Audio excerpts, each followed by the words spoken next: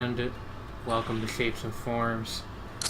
I am always, as always rather, am Planet Jane, and I am joined by Shredney Vashtar, who is currently snapping. Yeah, I'm giving snaps for myself because it's like I just performed a silent poem. You're your own hype man. And Trevor whatever yeah. will be joining us a little bit later in the evening, most I likely. can be I can be Trey's hype man too. You go Trey. we need can we get Fat Man Scoop in the call? No.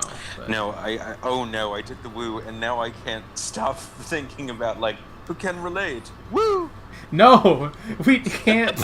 We can't devote a third episode in a row to talking about logic. We just can't. Did you talk about logic with Heinz too? I don't think so, but still, that would be the third episode of Shapes and Forms in a row. It's too much. Yeah, it's well, too no, much. You did tell me to not be afraid to be different. You shouldn't be afraid to be different. It's true. Thank you, Bobby. Thank you. Thank you, Bobby. We could talk about, like, some of the good music that came out last week. So I've heard that Igor's really good. I really like it. Some people really don't. People keep calling it Tyler's Yeezus, which is, like, the single most ridiculous album comparison I've ever heard in my life. Yeah, I don't know, like... Because they sound nothing alike. At all. Yeah, I don't know. But, yeah, it's a good album. Is it weird to say, this is slightly an off-the-wall comparison, but the descriptions of some of the lyrical things and things reminded me more of, this is going to sound bizarre, but Car Seat Headrest's Twin Fantasy. My point of comparison was actually the Black Moth Super Rainbow, which I don't think is any weirder. Yeah, I mean, it's not really a rap album, so I don't think it's I mean, like off base. I don't know a ton about Car Seat, but specifically in that it is a breakup album that uses metaphor to kind of negotiate things. Kind of. It's honestly like not a super like lyrically complex album. I'm not necessarily saying lyrically complex, but you know, like, you know what I mean. Yeah. Like that it is not completely emotional and straightforward. Yeah. It's not like completely linear and such. Yeah, exactly. But yeah, it's a good album. I liked Injury Reserve's self-titled album that came out. I think they've I've heard that's good. They've like finally found their sound, which is really cool. Yeah, I've only heard a couple of tracks by them, and I enjoyed what I heard, but it's been a long time since I've actually listened to it. I've listened to all three of their records, and I didn't like their first two all that much. But I like the third one a lot, even though it's basically just the same thing, but better. Yeah, that happens sometimes. Like, you actually nailed it this time. Yeah. Like, what's a good example of that? Because, like, I can't think of that many examples of, they're basically just doing the same thing but better, but I can't, I know there are. Their style got a little more energetic. Like, their first album kind of actually reminded me of, like, The Cool Kids or People Under the Stairs or one of those groups that I don't think anybody cares about anymore. People Under the Stairs that name is the name of a apparently very strange horror film that I have never actually seen. Might be where the name's from. I don't remember anything it's about. Definitely from there. I don't remember anything about those guys, which is funny because I was like a fan of them at one point, but some music just kind of goes away as the years roll on. God, what's a good example of that? Reminds me that Little Brother reunited recently, which is also very strange. I don't know if you're at all familiar with Little Brother. I think I've heard the name. They had a like reasonably well acclaimed album um, in like the early 2000s, mid Okay. 2000s called The Minstrel Show. Huh. And there's some connection to Kanye West there too, but I forget what it is. Like they've worked at, was it like Kanye featured on one of their albums once or the other way around? Definitely wasn't the other way around. I don't remember. Actually, here's a Hello, good Trey. example of like a band that kept getting better, but they were basically sort of doing the same thing for their first couple of albums. The Flaming Lips. Okay. Also, Trey, I don't know if you can see the chat too well, but he says he will be in shortly. Okay, Which would neat. be cool. Yeah, I can see part of it. Eating what? He just says he's eating, and he'll be in shortly. Okay. Does not specify what he is consuming. I'm gonna guess tacos. What do you think Trey is eating? Natto?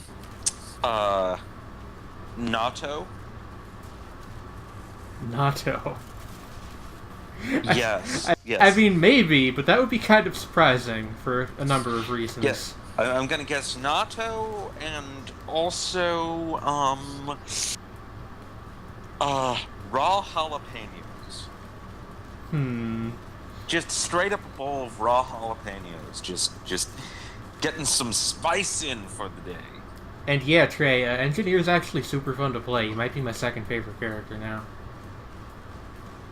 But yeah, actually the first couple of Flaming Lips records are like basically in the same style. They just kind of get progressively a little bit better as it, they move forward. Yeah. And then they start changing their style, but it also coincides with them getting even better.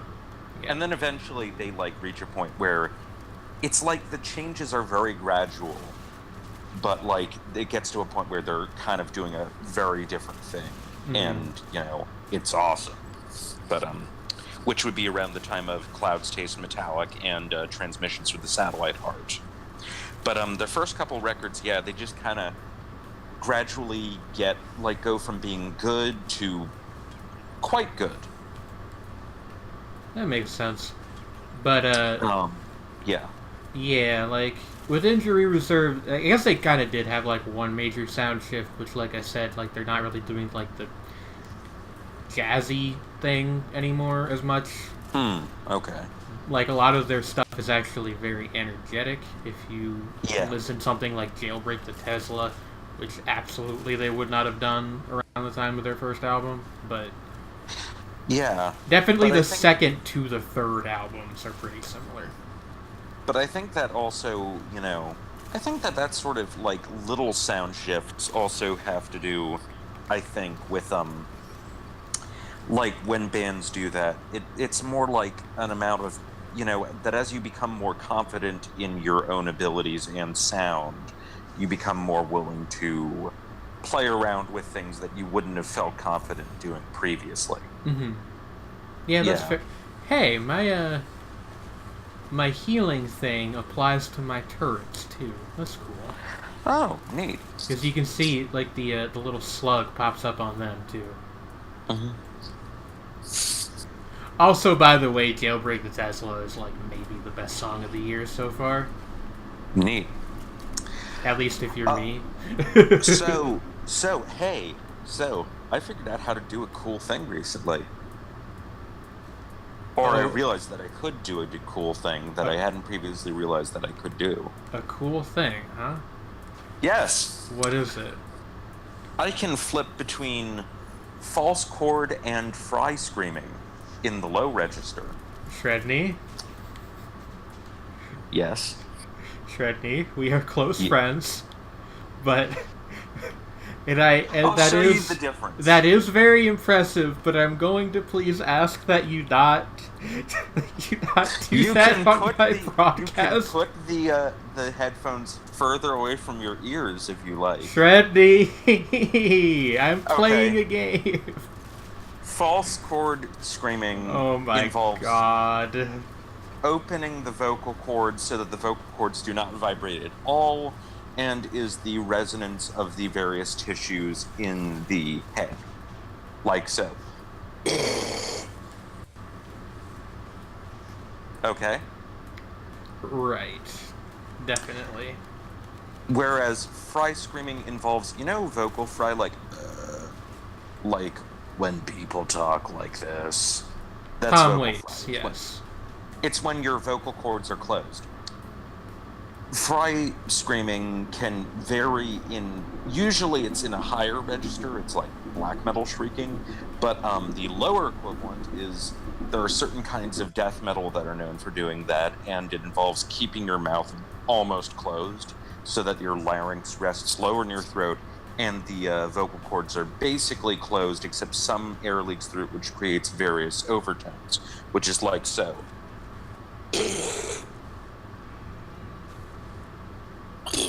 Is it now? Yeah, it's like if you do it properly, and I need to practice this a bit more, you can make it sound like a pig squeal. But my question is, Yes. when will Young Thug do this on a track? Oh my God, Young Thug doing the slam pig squeal would be. It would bring so many people together. I mean, especially because... sure would, Tredney. Especially because, like, a lot of slam bands nowadays are, like, totally, like, these, like... How do I put this? They're, like... They're clearly... They clearly come off, like, frat bros who are really into hip-hop, but also really into, like, brutal death metal.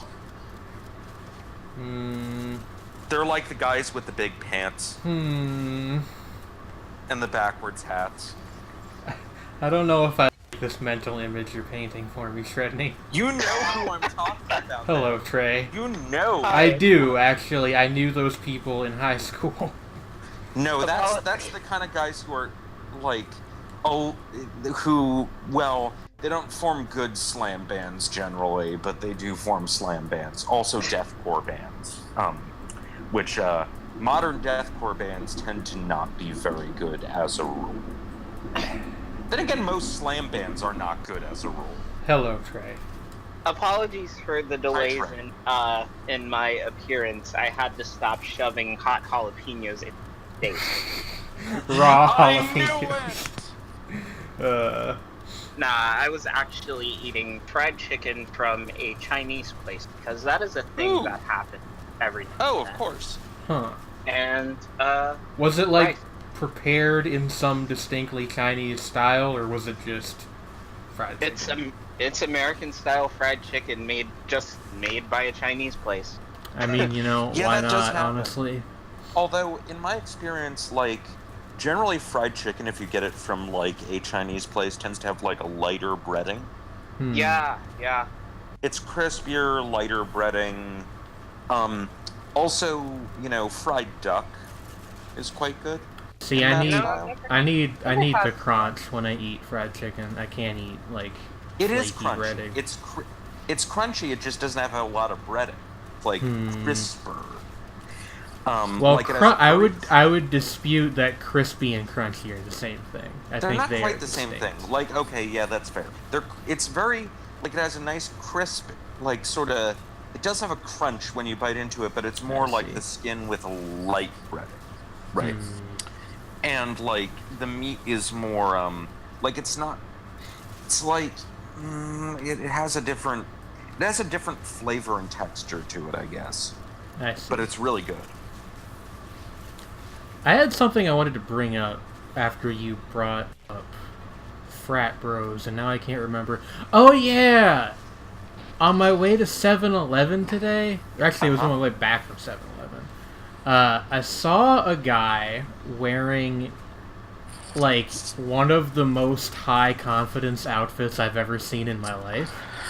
Okay. He was wearing very short cargo shorts.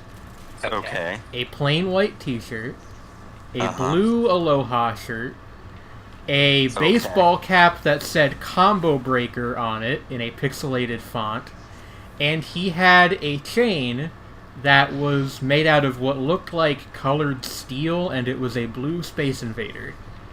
I'm trying to get on that level. Oh man, He's living his best life. he is living his fucking best life. Yeah. Unironically, kind of admire the man. Yeah. Legit though. That's like, wow. Wow, it's like wow. The energy. Like the confidence of a Call of Duty player with the aesthetics of a middle-aged fan. dad, which appeared to be what he was. Oh man. I was just reminded of my sister using the expression "suns out, guns out" recently.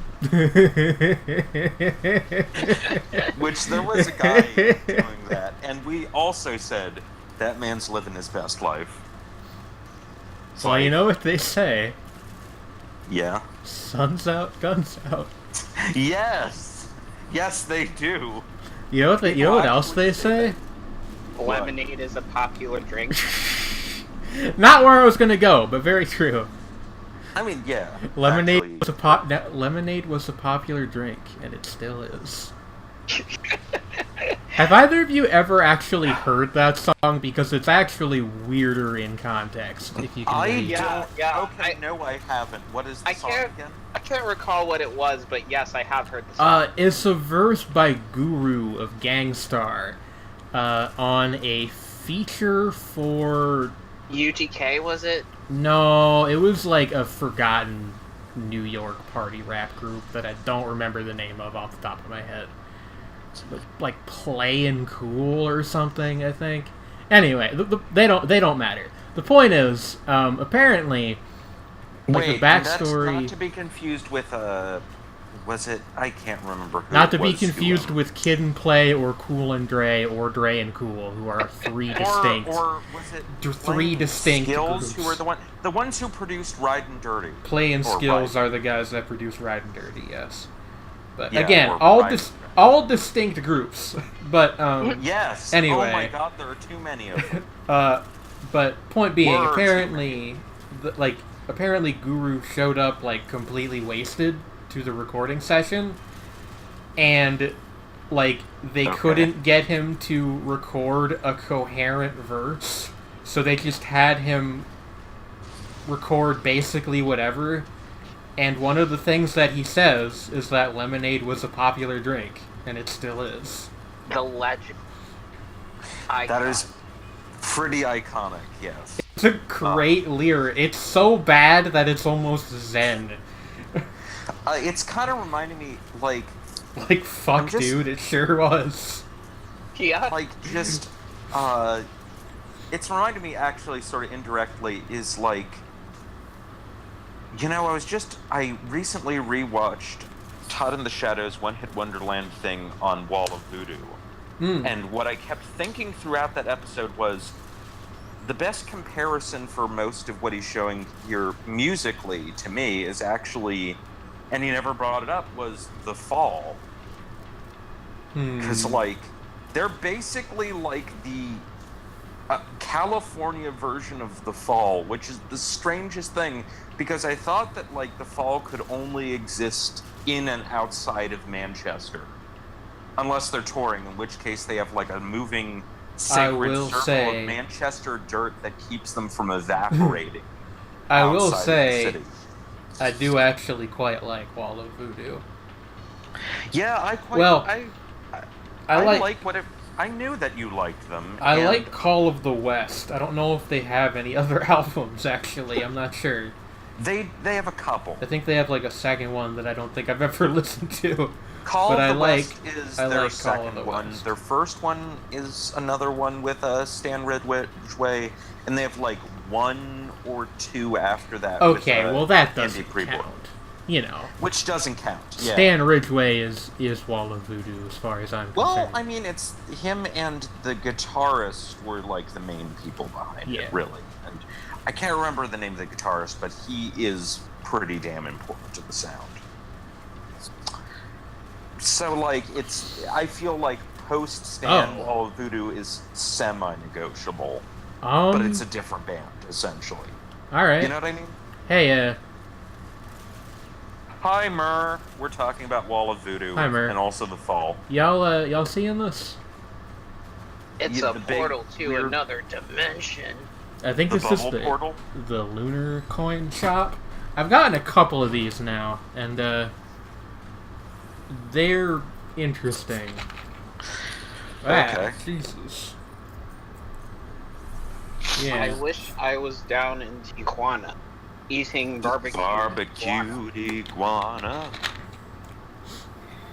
I wish I was in Tijuana eating barbecued iguana. I'm glad everybody else understands this reference because I'm lost. It's Mexican Radio by Wall of Voodoo, by Wall of Voodoo. which Fair. was like their I'm on one Mexican hit. radio. It's a very strange song, but I enjoy it a lot. Yeah, it's like it's got a weird vocal harmony on the chorus that I can never quite get the key right on relative to the rest of the song. Because it's all in fifths. Hey, this is a character. But which is very simple, but I unlocked somebody. I think that's how you get Artificer, I think. Well, cool. It's either him or the other one. I think the mercenary is the one you got to do something weird for, or maybe it's the artificer that you do, and like, I don't know. Weird arcane rituals. What's this thing? Shaped glass. Double your damage, but have your health. Okay. the stream is apparently choppy. Oh, this is probably a problem on Mur's end, unfortunately. Let me take a look just to see if the... Yeah, there's no dropped frames, so that's going to be okay. Cool. On your end, unfortunately. Well, actually, not so cool for Mur though. That's It's looking kind of janky on my end, though. That's weird. Not sure what's up. Maybe it's a Twitch. But the stream is a slideshow right now. Yeah, I mean, is the audio okay? Yeah, like it's like I'm not getting any dropped frame. Oh wait, no, hold on. Skip frames detected. 80%. Jesus. Well, that's not great. Let me see here. It's not my internet, because I can hear you guys just fine. What the hell? It might very well be like a Twitch problem. Ooh. We'll keep going. We'll keep going, and we'll see what the deal ends up being.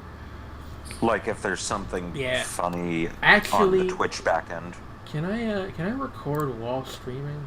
Is that a thing I can do? It is. Okay. Just in case I lose the regular VOD, this way at least I can upload something.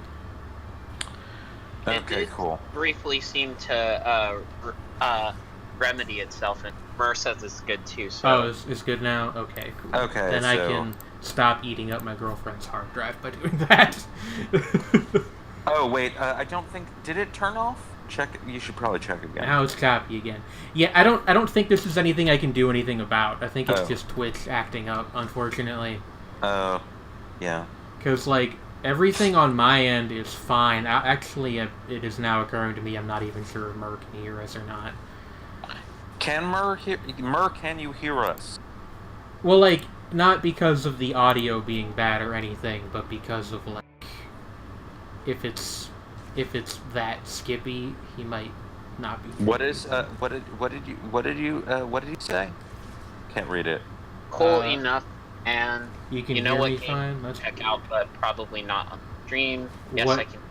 What game? Okay. Mur?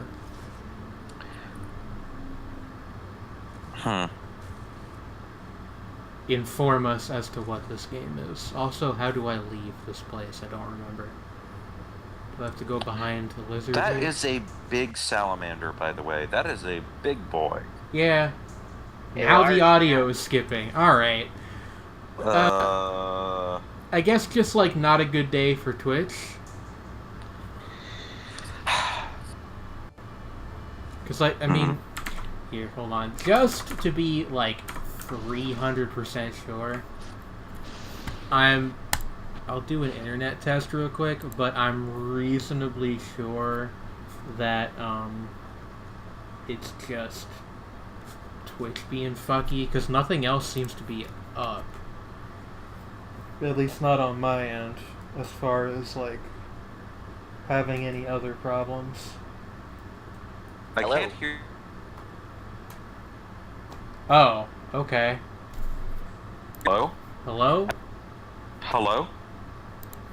Yeah, I heard you just there. But... Yeah, okay, never mind. I guess it is my internet. Ugh, bad. What the fuck? Yeah, like, everything is suddenly lagging real bad. Did opening Chrome do that?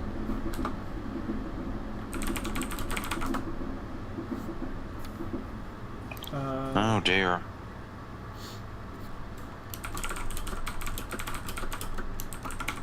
We should really get a technical difficulties screen, I guess. It's I'll like make one. It's like my work is not yet done. What? The game is Yuppie Psycho. It's like if my work is not yet done, got adapted into an anime. I am not familiar with what that is. Oh but... my god, that sounds brilliant.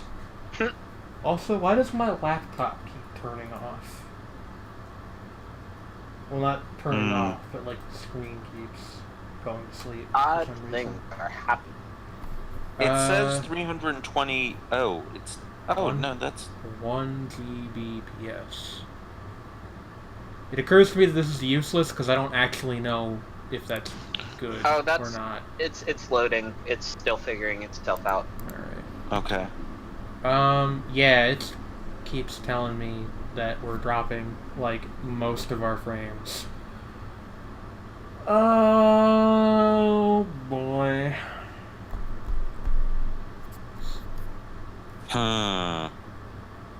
What does it say? What does it say now on the thing?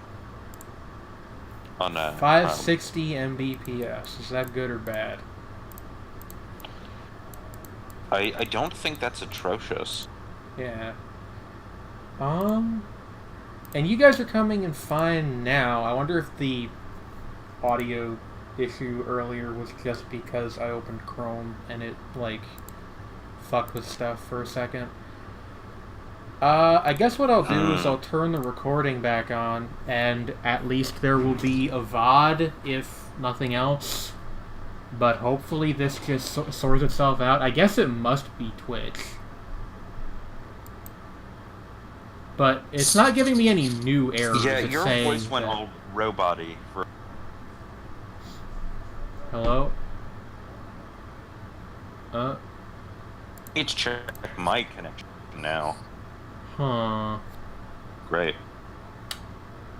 But, it's not giving me any new errors, so maybe it fixed itself.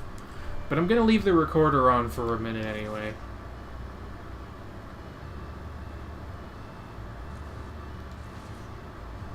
Alrighty. You two still here? Oh, that's not great.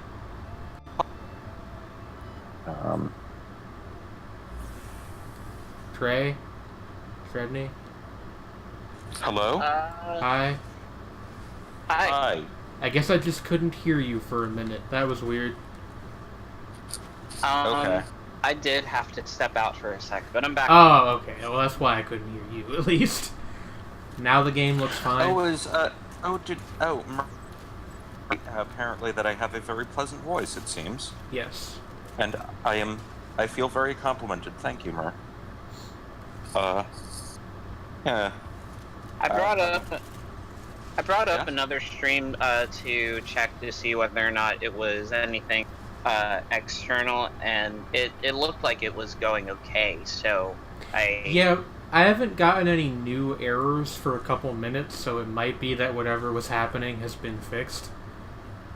Okay. But I will keep an eye on my notification bar in Streamlabs. One of the things that Streamlabs has over the original OBS is that there is that notification bar to let you know if shit goes wonky. Hi, thanks for the Windows notification, computer. That's... I don't know if... I know chat couldn't see that. I don't know if you guys can see these. It really needs you to know that GOG and Facebook want your attention. GOG and Facebook want your attention. Know that? Yeah, and apparently, like, I think these are all emails that my girlfriend is getting. Your Guitar Center bank statement is ready. I don't think that's true. I think that's spam. I don't know. That's what that one said. Maybe it was the internet that went weird for a second, because that would explain... Also, somebody just bought me something on Steam, I think. I don't know what's happening right now. I will take a look at that in a second. I think I just saw the Steam gift notification. Maybe I was hallucinating. Also, I'm dead. So, let me... Yeah, okay. Not getting any new notifications, so that's good. Let me take a look. Oh! Thank you, Mur. He bought me Yuppie Psycho. So I will take a look at that at some point in the near future. Possibly on stream. Or possibly for YouTube, depending on what sort of game it is. Trey, would you like to try to join the game? Let's roll. Awesome. Okay, it was the Artificer that I unlocked. Let me log into Steam Friends.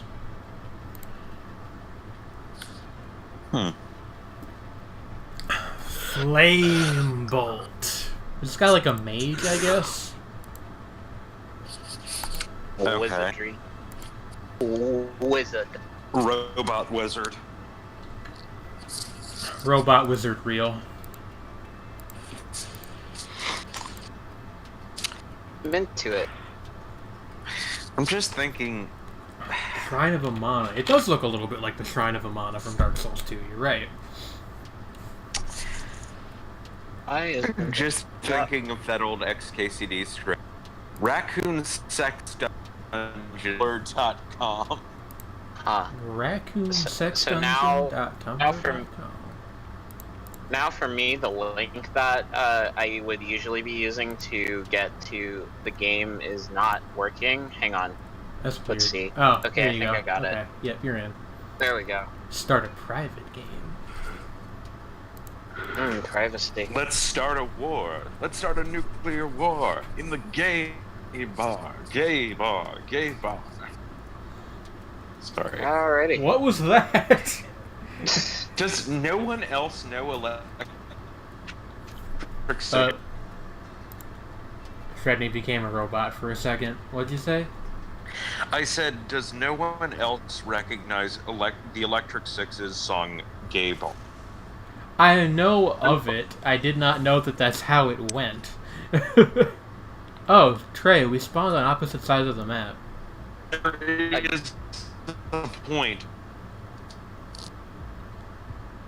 Wow, the audio's all messed up again, I guess.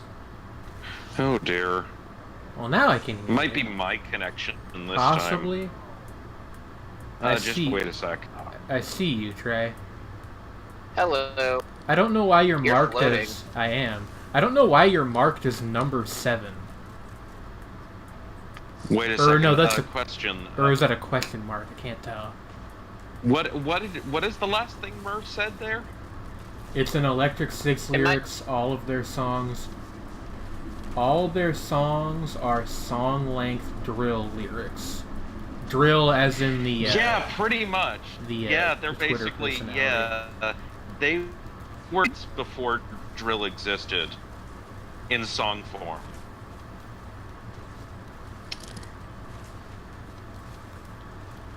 Wait, I can't hear anybody. I know I don't. That might just be because we're not saying anything. Yeah. I'm trying to figure out how to play this character. Although I have to, I probably should, like, tweak my connection now. I will be back momentarily. Okay. I really hope the technical difficulties portion of the stream is over. We always seem to have one of those. One can only dream. Meanwhile, I brushed up closer to death than I would have been comfortable with earlier, so that was why I was focused in thought and not speaking like a clever person would be able to do. Whoa, I didn't mean to do that. Yeah, that's fair. You've got funky powers, don't you? I do. I'm also a bit of a glass cannon, I think. Like, I have very little health. Does anybody else love Spyro? Yes. That's a boy right there. It's a boy and a... I am only passingly Hello. familiar with the Spyro the Dragon franchise. Hello, Shredney. I am aware it exists because Scalies. Oh no. Oh no. I mean, Oh, that, no. Oh, no, I mean, where is it? Oh, yeah. No, Sorry. I mean, I was... Of all the associations to have, Well, no, I was aware of it because middle school, and of course middle schoolers really, like middle schoolers liked that game and still do, I'm pretty sure, or set of games. But also, I mean, I'm not saying even a prurient way. I'm saying Scalies just like it. The remake You know, really I mean, that is an leans... objective. That is Sorry. an objectively true statement. I need to read this comment. The remake really leans into Scalies who are into dads. Yes, that is actually true. I know this because, I have seen some of those characters, and there's at least one who I find reasonably good-looking. I kid you not. They're not bad. And there are but most of them are definitely someone else's type. It's definitely cornering the, hot lizard dad market. Hot lizard dad.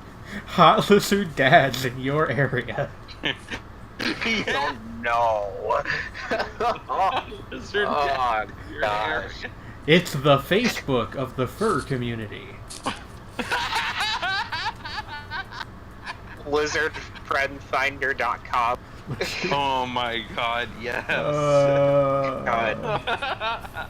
Oh no. There's actually a joke about that in Night in the Woods, where that May's computer gets infected and with adult ads.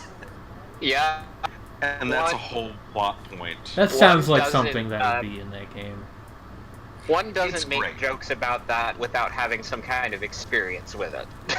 Yeah, exactly.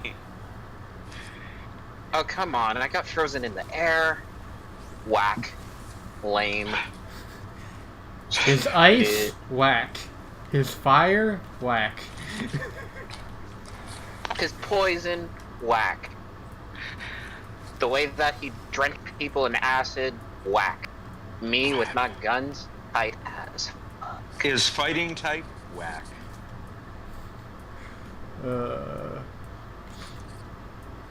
I don't know what the context for that video is. Abolish ice. I mean, I agree, but it's just kind of a random thing to put in the chat. I actually know the context behind the video. It's a promotion for an event happening between two rival, a skating thing. They were basically going up against each other in a trick battle, so to speak. Like in Tony Hawk. Yes, actually, exactly like in Tony Hawk. The thing where you color pieces that you do tricks on, and somebody has to get more points on them to color them their color. I'm not sure if that was exactly what the context was, but the It's a basic similar premise thing, is certain. Jane, why are you there. murdering so many lizards? Some of them could be someone's dad. Clearly. That's what I think I of that, found- Shredney. I found the teleporter. Oh, It's on cool. Arc. You are a terrible dad murderer. Fuck you wretched dads. dad murderer. Dad-a-sider. Well, I mean, it would be patricide, but then really that implies your dad. They call me Patricide Pete. Oh my god. I hate dads. Oh, no. I don't know what this character is. Modern art, that's what. Modern Art is the name of my new indie band. I think there might actually... Oh, I'm dead. There Oh, no. probably is an indie band called Modern Art out there. They're probably not very good. Like, disappointingly not good. You know, like, they really Yeah. want to be Vampire Weekend. There's definitely a band called Art Brute that I know. Oh yeah, Art Brute. I've actually, on the Yeah, subject they- of dads, because Murr talked about his, I've actually been talking to my dad recently after, like, not knowing if he was alive for, like, 10 years. Which is nice. Apparently, he is, like, a manager at a Ford dealership now, which is nice. Oh. Good for him. Yes. Man, that turret is cleaning house. Yeah, the turrets are Yeah. surprisingly solid. I think you've got this, Trey. And I hope so. For your sake and mine. Let me Yes, tell you about Gazpacho. Just being destroyed by a big bug doesn't seem Murr, the like best- a good life decision. Murr, the best in-joke in our friend group that you've come up with is by far Trial by Stone. I've never even seen the film that that's from, and it's the funniest fucking thing of all time. It is legit one of the funnier things. I mean, just like fucking Trial by Stone. Trial by Stone. I've seen that film, and context does improve it, but you can still appreciate it if you haven't seen it, because it's so fucking bizarre. Just by Stone. Trial by Stone. Actually, I don't even know if context improves it. You can kind of imagine it. You can It's take both of them, Trey. I don't think I get revived until you go to the next level. Okay. But yeah, it's like, I don't know how to, like, Trial by Stone, like, it's such a bizarre non sequitur in the movie. Where is that from again? It's from, Crystal. There goes. It's just I couldn't remember the. There goes. You went to space while you said it. So. I said it is from the Dark Crystal. I just reversed that title because. So. Trial by Stone. Oh no. No. The Skeksis, who are Oh my God. vulture-looking.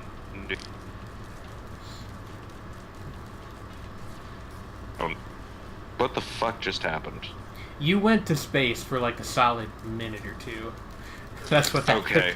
I Just heard wait you. a second. I heard trial like Dark Crystal come through once or twice, and that was Okay, but basically it's like, Trial by Stone is what the Skeksis, the villains, do to determine who is more like, who is right in, it's sort of like Trial by Combat, but it involves hitting a big rock. Yeah. Sorry, Trey managed to clear the level on his own, and I'm happy about it. And it makes, I'm happy for Trey as well. But yeah, it's like, I live. It is as bizarre as it sounds. It's two vulture dudes hitting a rock. That's floating. Trial by If Stone. I'm not mistaken. It's Trial by Stone. Yes, Trial exactly. by Stone. You do kind of have to say it dramatic. Trial by Stone. Oh my god, it's like Corbin Mills now. Corbin Mills. What kind of- Trial by Stone. What kind of deals do they have at the Trial by Stone? All kind of deals. You get evaporated. Yeah, Shredney? Is that true? But yeah. Yeah, and if you win, you don't get evaporated, and everybody agrees that you're right. I think I should call this episode Trial by Stone. If I can recover the VOD. Oh, but no. it should be okay, at least from this point. Like, after the thing. I might have to upload it in 2 parts, which would suck, but oh well. Oh, well. Whenever I upload it... Stone Part 1 and 2. Trial by Stone Part 1 and 2.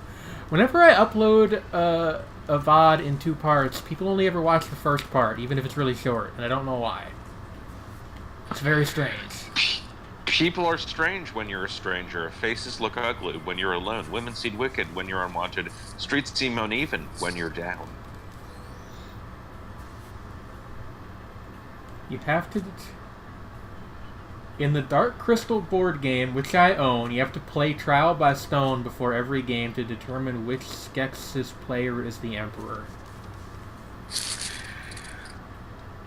Okay, that makes sense. A for immersion? I need some more items. You're not the only one, bud.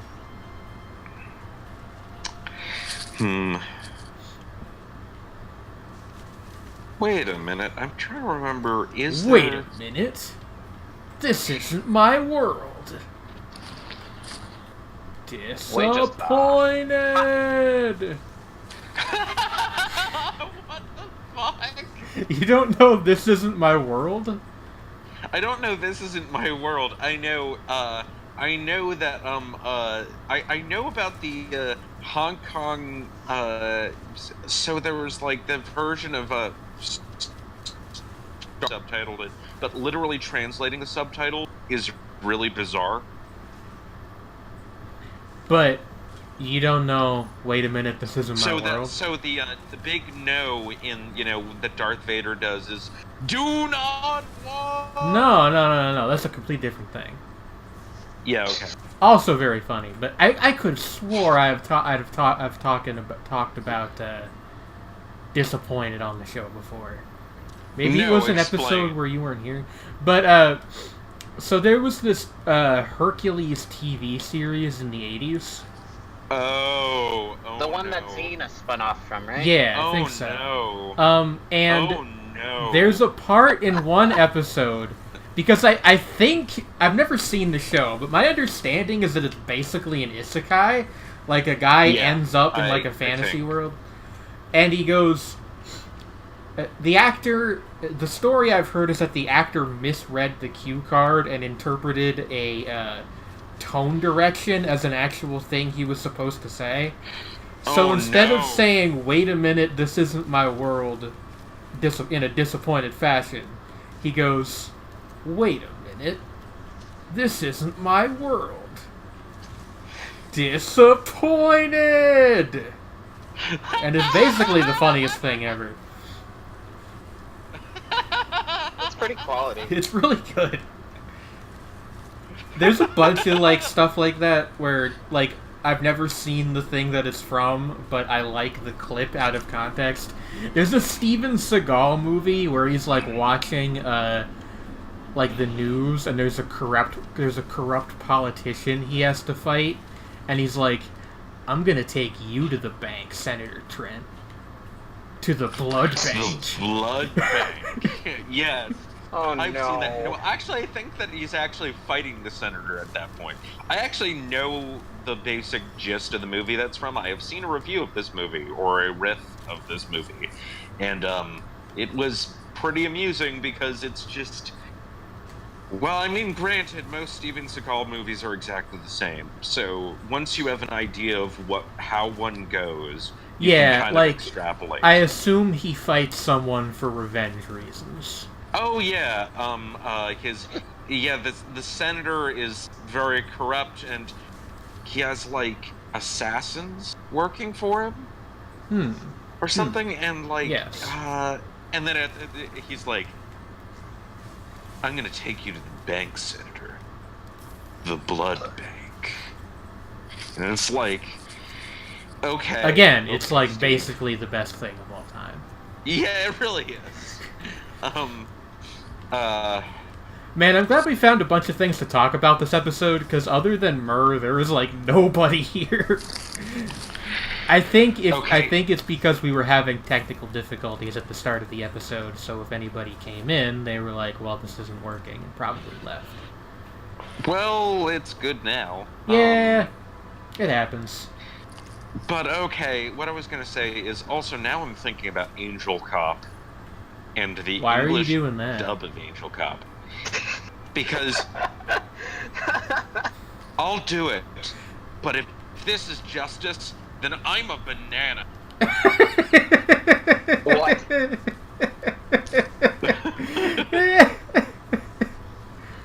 God, like, very early anime dubs were a thing, huh? Yeah. Yeah. There's a fucking also from the supercut on YouTube of the dub of Garzey's Wing, which is already a fucking terrible film. And it's just full of, like, Garzey's actual Wing, nonsense.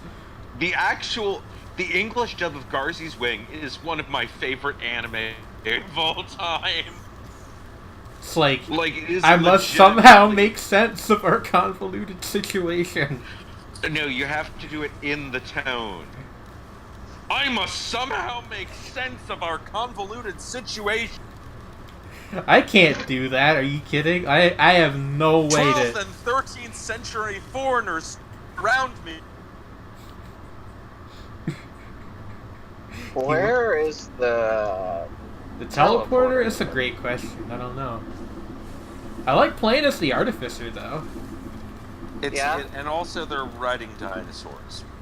There's a question mark terminal. I got a med kit out.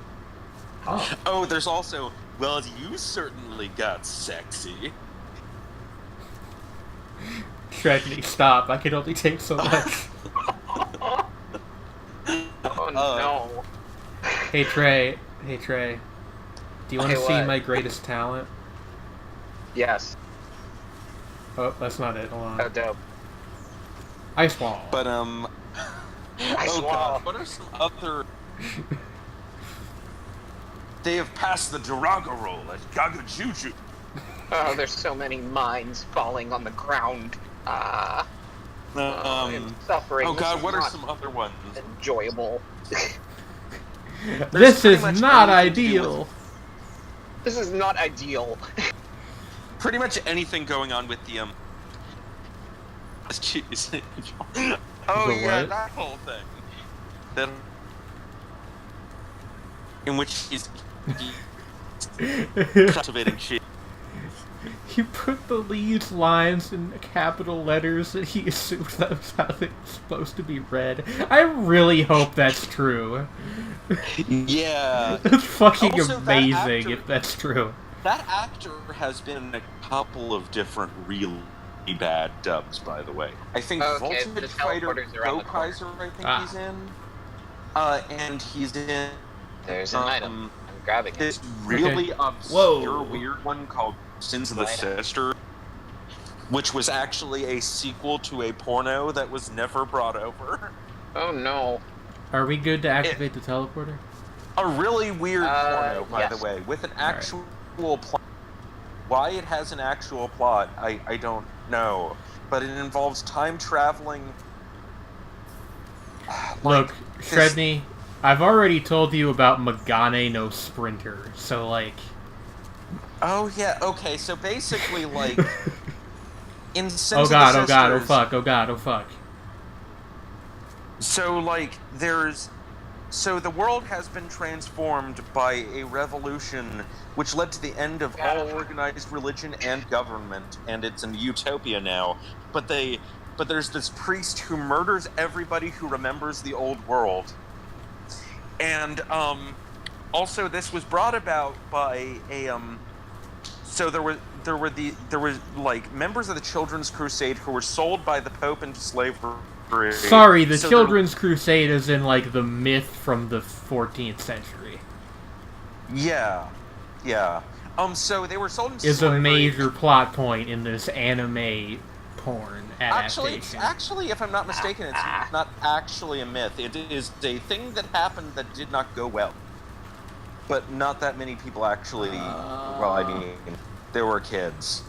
So. Well, yes. I'm just gonna hide here for a second. But so the leader of this particular branch of child crusaders renounces God, and then God God punishes him by turning him into a time-traveling girl with a dick. I am running.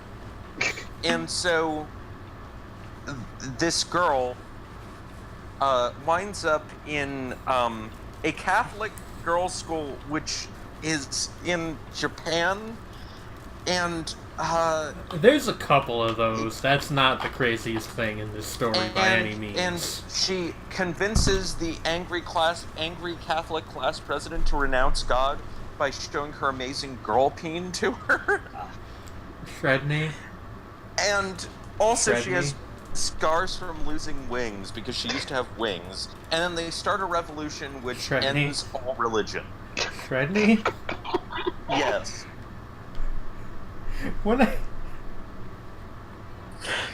Never mind.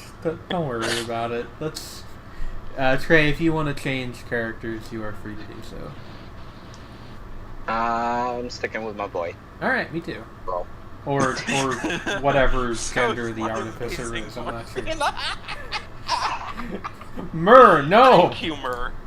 Thank you, Myrrh. We needed to see that. Clearly. But yeah. Hey, I have a conceptually distressing portmanteau for you. Okay. Boy peen hammer. Oh my god, yes. Good. Hey, I just realized that the Artificer is basically a Destiny character. Yeah. Like the whole aesthetic, yeah, like it's a warlock from Destiny. The fire stuff. I want the glasses out of this. Okay. I want to get the glasses at some point too, because I want to see what they look like on the Artificer. Goodness, Shredney. Actually, you want to grab these? Sure. For science. I need to know. For science. Even though the shield generator would be a better... Oh my god. I'm an egghead. That's extremely good. I'm an egghead. I've turned into Northern Lion. I'd argue that the Commando looks more like Northern Lion. Yeah, I mean, you could make that joke about, like, any of the characters with the round head with the glasses on. Basically never gets old. It's so good. It's like... Okay, one of them is Northern Lion, and the other one is Anthony Fantano. Say, which one is Northern Lion, which one is Anthony Fantano? Hi, everybody. It's the internet's busiest music nerd here. Yeah, it's like... And... My beautiful dark twisted fantasy is a 6. Right. He gave Igor a strong 9, by the way. He did, I heard about that. Igor is a good album. It is, I enjoy it. Yeah, he was very fond of that album. I thought it was good. Tyler also performed it live last night, I think, in, like, its entirety. I admire Tyler for his transition as an artist. He's like, I think I made a Tumblr post about it where I feel like he had an Ed and Eddie style turnaround for me where I used to hate him and then things changed. Yeah, I mean, to be fair to you, some of his old stuff was very good, but a lot of it was also not. So, like... Yeah. But it's also worth just saying that Yonkers is immortal. Yeah. Fair. I kind of like the video edit better, because it doesn't have the verse about physically fighting bloggers in it. It's just sort of like, I mean, he was like 18 when he wrote it, but it's just sort of vaguely pathetic. Fight me IRL. Yes. But I mean, like, just the fact that it opens like, you know, I'm a fucking walking paradox. No, I'm not. Have a threesome with a fucking Triceratops and Reptar. See, it's funny because Triceratopses have 3 horns. I know, but it's like, it's also funny because it is an utterly bizarre mental image, and I love it. That song, like, I don't remember what its actual chart position was, but that got onto the Hot 100, which is really weird to me. That is pretty great. Yeah. I don't think it got very high, but it had like a lot of video play on MTV, if I remember right. It was like the very last era of MTV's even semi-relevance. Yeah. The only thing I remember in recent years about MTV was, in relation to actual music, was the fact that my first exposure to Dee Huntford was through watching MTV at like 4 a.m. Huh. Yeah. Huh. I'm just remembering that. Mur, I'm glad that you have a band that you like that much. That is very nice. What band? Gazpacho. Who I actually have continued, continually meant to listen to, specifically because Mur likes them so much, and I just keep forgetting. Maybe I will do that after the stream today. I've been meaning to listen to, like, them for a while. What I've heard of their work is post-rock band, right? Or like prog? Sorta, kinda. I mean, I guess they're kind of post-rock in the same way that, like, a lot of first-wave post-rock bands are. If I'm not mistaken. Like, how much do you know about first-wave post-rock? Like, early... I don't know enough about post-rock to know what the... oh, this thing sucks. To, like, know what the waves are. So, like, name me some bands and I might be able to help you? Oh, hey, Trey, there's glasses over here if you want some. Well, it's kind of a diffuse thing, but, like, I'm talking about, like... Let me try to die. Fuck. Like, Gaster del Sol, Stereolab, Bark Psychosis. Stereolab counts as a post-rock band? Yeah, they did. They were considered a post-rock band back when the term was, you know, sort of developed. I have listened to Bark Psychosis, actually, and I don't remember, like, anything about the one album by them that I listened to. I think I like them. Hex is good, the album. Yeah, that's the one that I listened to. In fact, you might have recommended it to me, and that might be why I listened to it. Yeah, it seems like your kind of thing, honestly. Actually, no, yeah, I definitely have a memory of, like, there was a particular drum bit on one of the songs that I sampled several albums ago, not by now, at least. I've been working on my new one, actually, and I am liking how it's coming along so far. Hopefully I can actually get people to listen to this one. What did Mur just say? Slint and Battles were the post-rock battles the post-rock bands I have most been able to vibe with. I like Battles. They're a good band. I like Battles as album covers. I'm not sure I've ever actually listened to them, though. Slint is... Well, yeah, we've already talked about how Jane feels about Slint here. Like, Slint, good album, will not listen to again. I respect Slint's ability to legitimately scare me, which is something most music cannot do. Yeah, Dawn a Man and Good Morning Captain are, experiences.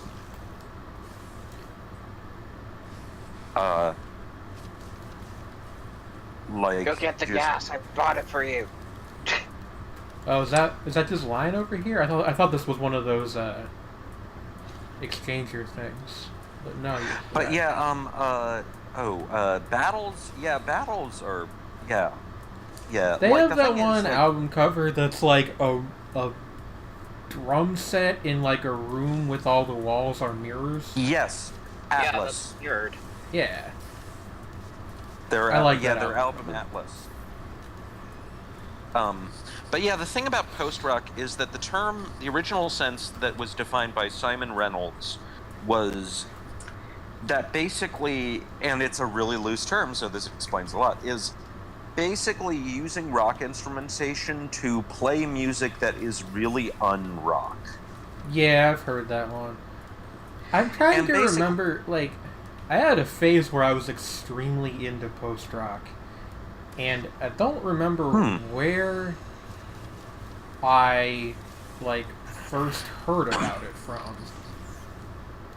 Huh. Yeah, like, oh god, there was a period when I was really into Mogwai. I like Mogwai. The couple albums Yeah, that I same. heard by them. I really like Tracy, and I wish they had more songs like that. That's the one with the Oh, God. weird, like, Scottish phone conversation recording, and, like, the song Yeah, built that around one. it. There are a couple of early songs of theirs that have that kind of strange vibe with like found sound and people talking about Yeah. stuff. Like particularly on Mogwai Young Team, which is a fantastic album. And also contains Like Herod, which speaking of kind of scary music, Yeah.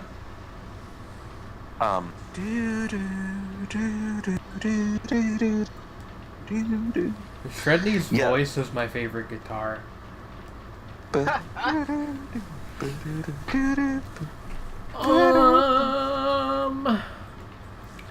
I And don't then- know about this one, gang. And then when it gets really, really quiet, and then then it's not good. quiet anymore. That bit in Like Herod. There's a BBC session version of Like Herod which goes on for like 16 minutes, and like a solid quarter of it is just noise. Yeah, that's a post-rock band thing to do. Yeah, You know like the who end else of I it, liked like, was the second swell. You know who else At I the end. liked was Tortoise. Tortoise are good. Yeah, they're another actually a first wave band because they've been around since like the late 80s. But yeah, I enjoyed some of their music. Yeah, like all the first wave sort of bands would be like Talk Talk, Slint, kind of like Bark Psychosis, or a little later, but also like Stereolab, Tortoise, Gaster del Sol. There are some like post-hardcore bands. Well, I mean, Slint's a good example. But also like Bitch Magnet that kind of were in that. Sorry, domain. Bitch Magnet. Yes. They started Bitch? out. Magnet. Yes. They started out as more of like a hardcore band that just happened to be kind of ambitious and got progressively more progressive, and their songs got They started longer selling and insurance. Fuck.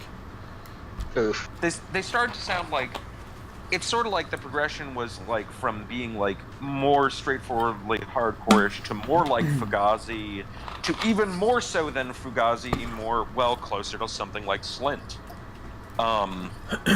Albeit with more like I loudness. am going to go retrieve the soda that I bought from 7-Eleven, and then when we come back, or when I come back, we can play more. I'm pretty much planning, if it's okay with you two. Actually, I didn't get a chance to run the docket by you. I'm pretty much planning to just do Risk of Rain for all of today's stream and probably much of tomorrow's too. Oh wow, Okay. that's a lot of Risk of Rain. I enjoy this game, but It's yeah. a good videogame. I will be right back. If anybody watching is enjoying the show and would like to support it, Patreon, Ko-fi links, or Patreon link is in the description. Ko-fi is for is for me. I usually say that at the end of my YouTube videos. I got my pitches mixed up. I'll be right back.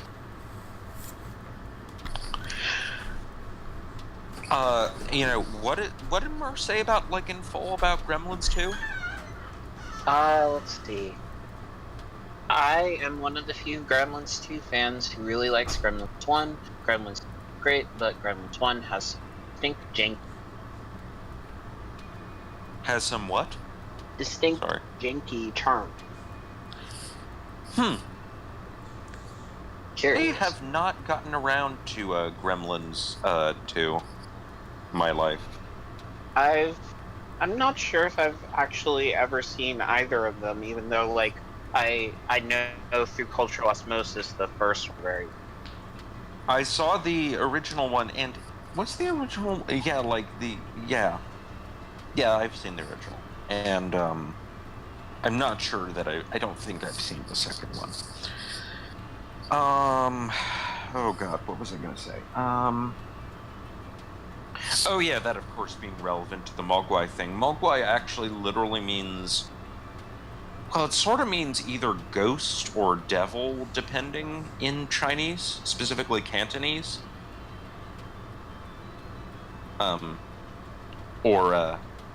Well, actually, the Cantonese word for Cantonese is yue.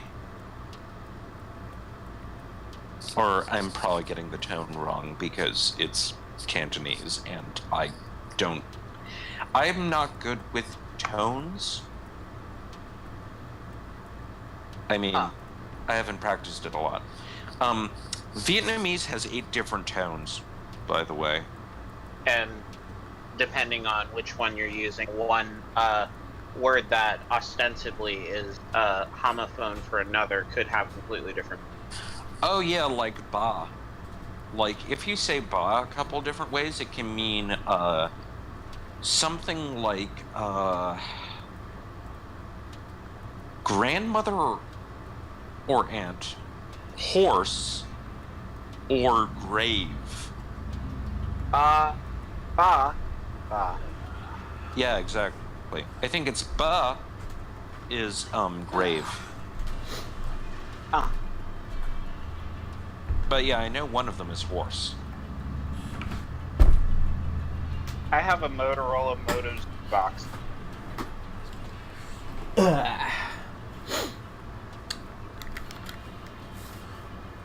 Alrighty, I'm gonna try a little something, which is make a tweet that we are still live and no longer having technical difficulties.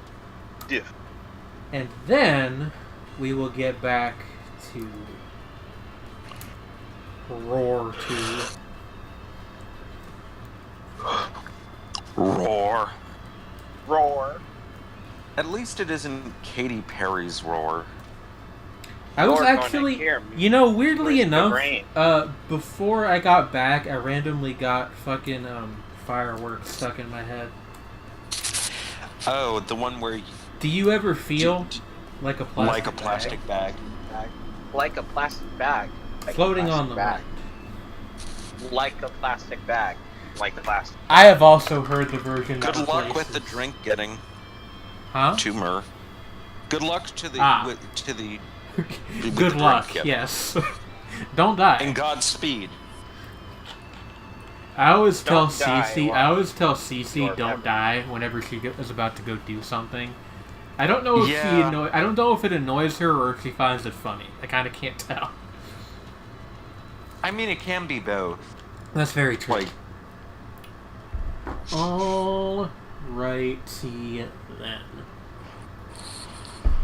Let's play more Risk of Precipitation. Chance of Precipitation. Dose. Favorite. Chance of Precipitation. My favorite video game. Cloudy with the chance of murder. Cloudy with a chance of murder. There's a video game. Oh, hey, Lynx, how you doing? Hi. Hello. Hello. So, it's me. God. Oh, yeah, like, well, either hello, it's me, or hello, because Adele. Because, Yeah, that's the one that I was going for. yeah, which is, like, you already wrote that song. It's called Someone Like You, and it was actually good. Hey, I really like Adele. Almost all of her music, actually. I'm not a huge fan of Hello. It feels like just sort of It's treading not water. like in the upper half of my preferred Adele songs. How's it going, everyone? We're all pretty good. We had some technical issues earlier, but yeah, there were some technical difficulties, which things put like a sort of behind. You know what I mean? Yeah. Like put the card up with that music playing in the I background. used to have. I don't have it saved anymore. I used to have that picture from The Simpsons that they showed on the one episode, like in universe on the news broadcast. That was like a puppy holding a plug in its mouth. That's my god! We're having technical difficulties. We'll be right back. Oh and in my fact, god. One of the episodes of my Enter the Gungeon series, I lost the video, so I just put up the audio with that still as the entire episode. That was years ago at this point, but I did do that. Oh wow! Once. I don't remember how I wound up on Shapes and Forms exactly. You were on the first one. I invited a bunch of people, including you, Trey, Yaren, who was like the official unofficial third member of the crew. And I think actually it was just us for that first day. For that episode, and then I think we made the collective decision that we wouldn't stick with 4 for every episode, maybe just specials. Yeah, like 4 people gets kind of too chaotic usually. I don't mind 4 people so much on the Magic Planet Live, because that's a bit more of an informal thing, but granted, it's all kind of informal. It's all pretty informal, but like, there's at least the pretense of professionalism on this show. The pretense of... what are you even talking about, Jane? Shredney, how dare you? Shredney, I'm sure you had a vicious call out, but you went to space while you were giving it to me, so I couldn't hear any of it. You were just saying the pretense of professionalism with me involved. I guess that's how true. Dare you? We did talk about the plot of a hentai earlier today. Okay, yeah, true. Yeah, also, it's true. There is a lot of furry talk on this show. That's because Shredney is here. I take no responsibility for that.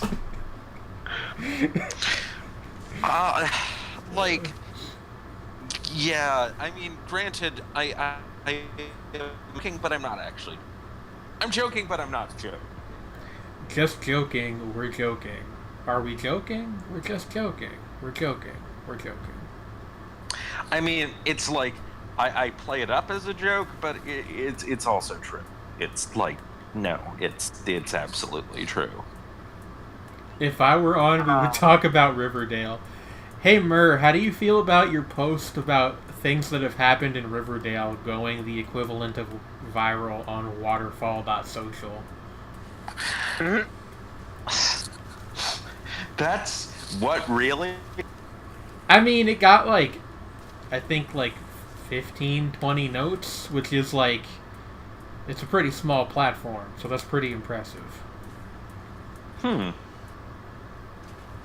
Maybe I'm misremembering. I thought it got quite a few, though. I feel lol. Fair enough. Lol. I posted that meme that was just a picture of a hamster sitting on a couch with the caption, "I'm just a hamster sitting on a couch," and that also got a fair amount of notes.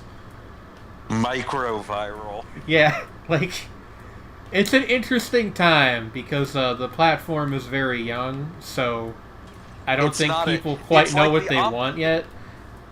It's like the opposite of a gyrus. Of a what? A gyrus is short for a giant virus. It is a type of virus which has an unusually large number of genes. Shredney Bashar. I knew that, and I still didn't get the joke when you made it. It's like it's microviral, so it's the opposite of a gyrus. Actually, I hear it's pronounced Eurus. Oh no, are you gonna really make that? Yes, I make am. Me suffer? Are you really gonna make me suffer like that? And I'm also, curious as to what's special about Waterfall. I don't know if it's so much that there's something special about it. It's just like a pretty good Tumblr replacement, and the admin is like actually reachable and seems like a decent dude. I have spoken to him a couple times. That's good. Yeah. We are both on the Discord. Yeah, if you enjoyed Tumblr but wish it was not owned by a faceless monolithic corporation, you will probably enjoy Waterfall to some extent. If you didn't really care too much about Tumblr, you probably won't care about Waterfall. Shout out to Shredney's dog.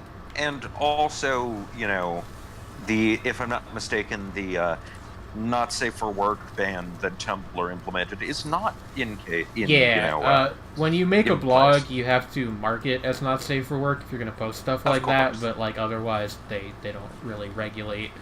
I mean, there's like you can't post like illegal shit, but other than that, they don't really care.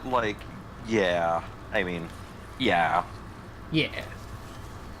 But I enjoy the website. I've actually moved my I mean, obviously I do my columns for Geek Girl Authority still, but I've moved my other anime blog from Tumblr over to Waterfall because I like Waterfall's user interface a little bit better, and it's not like I exactly had a huge following to lose by moving the blog, so... Yeah, and also, if I'm not mistaken, like, it just... Like, granted, I haven't, played around with it yet. My Tumblr died, like, a year ago, so I might see if... you should get a Waterfall. I might transfer over, but I'll probably barely be there because I'm just a little more active on Twitter, frankly. You gotta join our little, like, community of people that reblog each other's posts and such. And you can see Mur's extremely good Riverdale post. Oh, List of actual things that have happened in Riverdale. Archie found two paramilitary fascist organizations. Oh my god. I don't know, because I haven't seen the show, I don't actually know if anything in the post is true. Which makes it better. I've seen the show, and I can assure you that that same energy is present no matter whether or not you actually have. Excellent. Oh. I didn't mean to do that. I didn't watch past season 1, so that's... It's all true. Astounding. It's like, I mean that... But all yeah, the like... stories heard. It's like... Well, then again, it's sort of like the whole thing of, like, that tweet that I saw talking about Dennis Rodman supposedly stealing something really strange. Hey, do you want to pop remember this? Precisely what it was, but it was like this person said, my, skepticism of the cops is at war with my feeling that this is absolutely on brand for him. Yeah, that's... I thought the money turret was a really stupid item when I first saw it. It's actually, like, maybe the best active in the game. What is the money turret? It's this big gun I've got on my shoulder. You turn it on and it consumes your gold and fires a certain amount of bullets for every, like, oh, so gold it's piece. like, I mean, ammo is, not necessarily that cheap. So Yeah. it's just like, you know, I mean, but like my like, point is like it just fucking machine- tore through the boss, like nothing, like I mean, tissue paper. Oh, Shreddy's gone to space will again. tear through pretty. Anti-capitalism gun turret. I don't know if literally shooting money is anti-capitalism or pro-capitalism. Hi, Shreddy.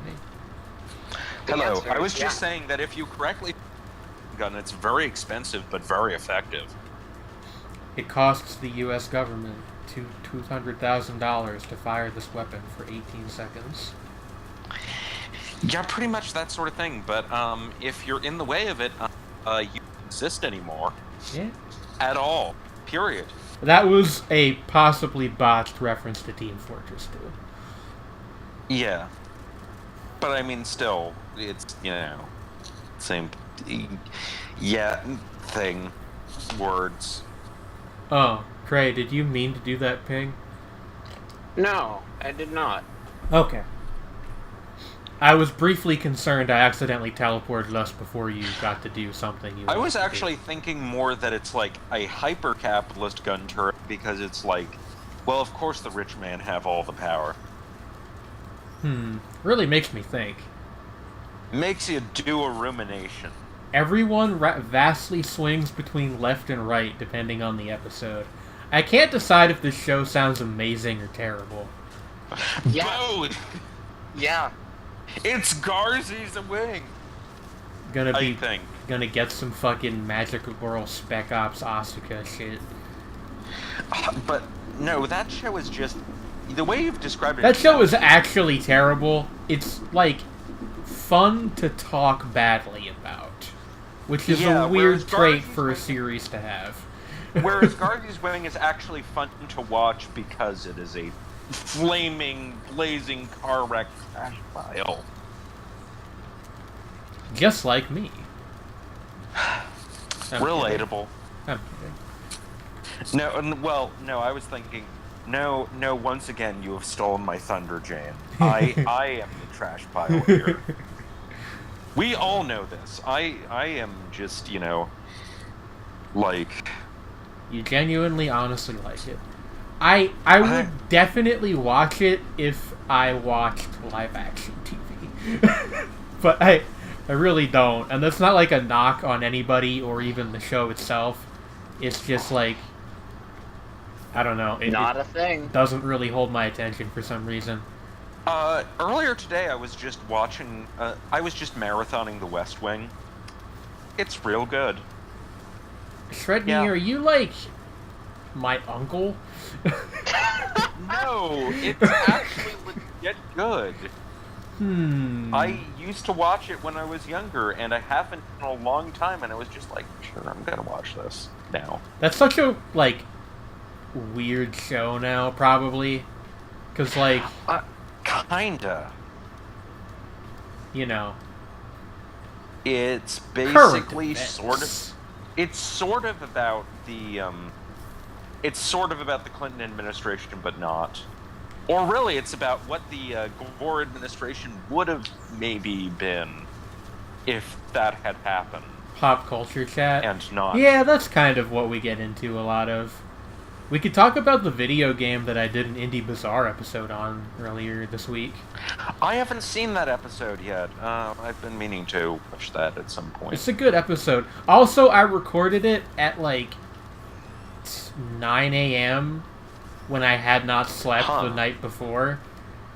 And it's astoundingly cogent for how tired I was. I've been there. Yeah. Like, sometimes you're, like, you make more sense than you would expect to. Yeah. But it's still equivalent to, like, pounding back 6 beers and then being like, okay, I can at least keep a sentence together. Basically, I mean, it's an interesting game. I would describe it as WarioWare mixed with Dante's Inferno. That sounds amazing. It's like, I'm very proud of myself for coming up with that description. It's misleading, but only, like, a little bit. Huh. Yeah, oh god, I was just remembering of how we actually played that game with the ducks, which was like Nitori Incorporated. That got an update recently, actually. We can probably play that next week. Ooh, neat. That we played that, and that it wound up on the LRR show. No. You're talking about a different WarioWare clone we played, actually. I don't remember what that one was called. Yeah, the one with the ducks. Yeah, the one with the ducks. That the funny thing is, a few weeks later, that wound up on the LRR show Watch and Play as one of their breather games. And I was like, we did it first.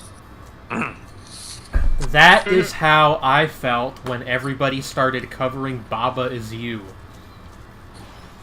I played the demo. What? I saw that it was on the channel while I was looking, and I was like, huh, Jane was on that wave first. I know. I kind of feel like it's a weird feeling, because obviously I am not owed anything by anybody just because I liked the game before it was popular. But like you would think there would have been at least like a slight uptick in views on that video or something. That's kind of reminding me of Wario Land like 4. I've never played any of the Wario Land games. Is that I actually knew a ton of people who were on the Undertale demo train, like way back then. I very dimly remember that being a thing. Like, and so that feels weird because I sort of kind of ignored it because I had very little interest in video games at the time.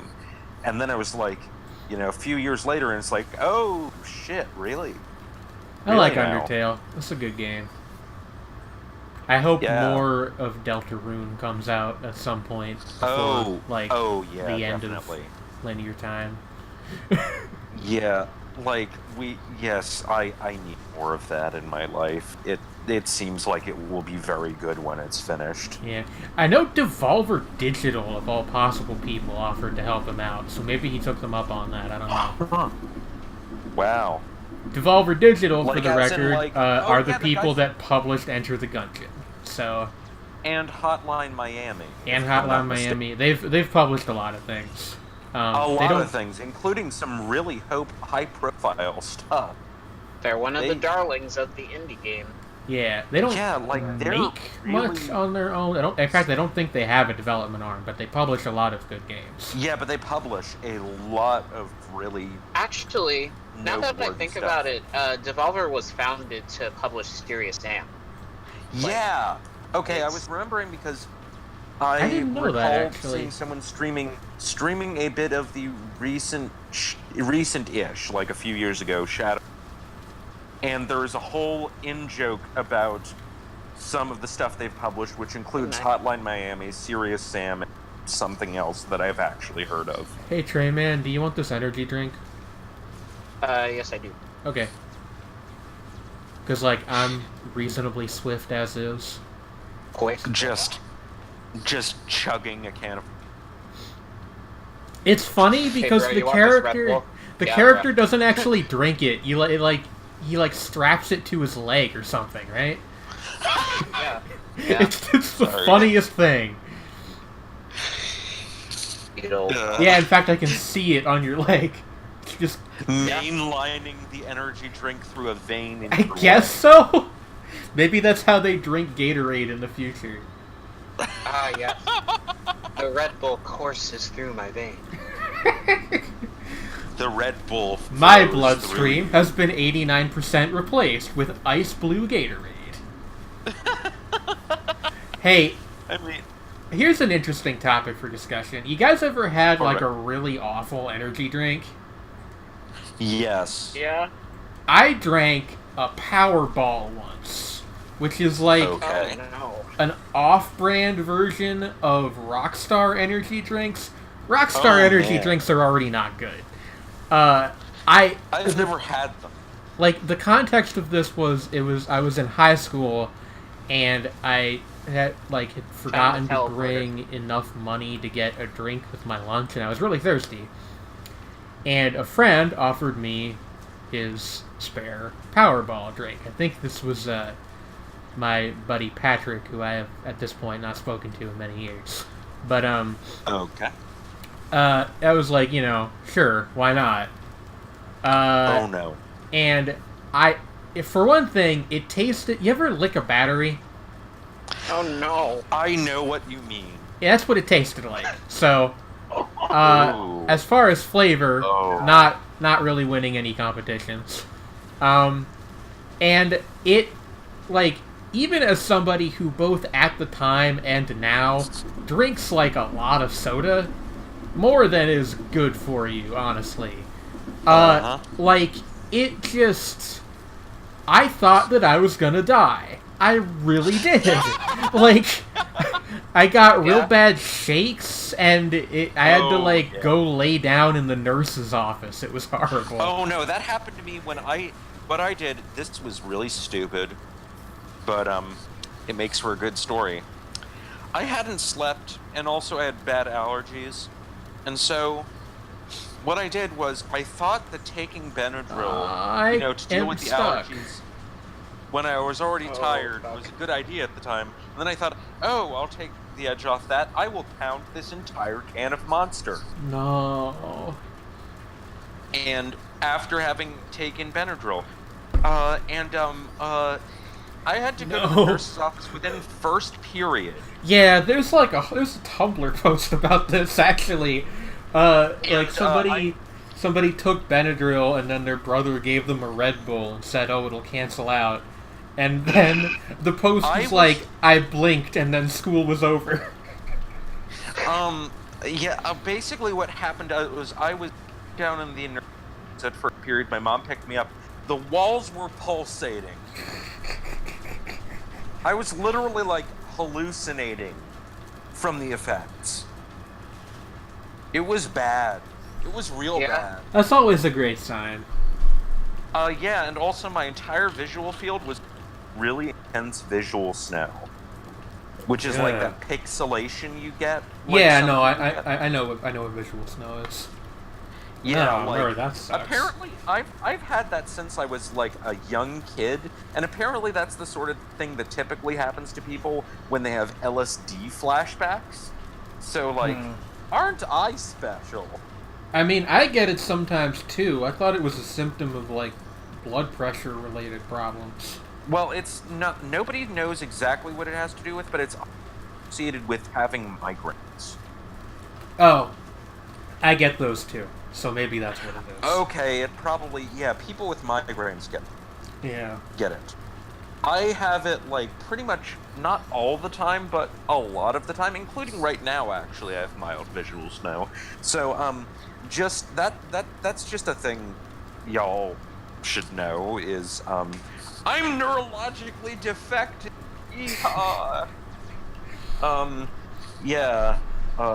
Got neurosis in the back. I'm proud of myself for that one.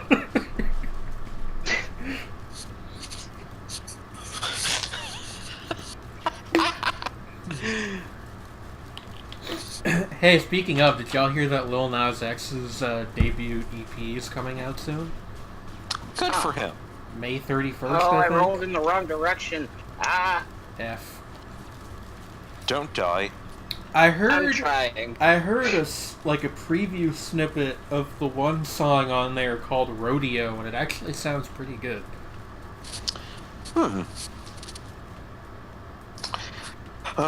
What was I... It is kind of great that it's this dude,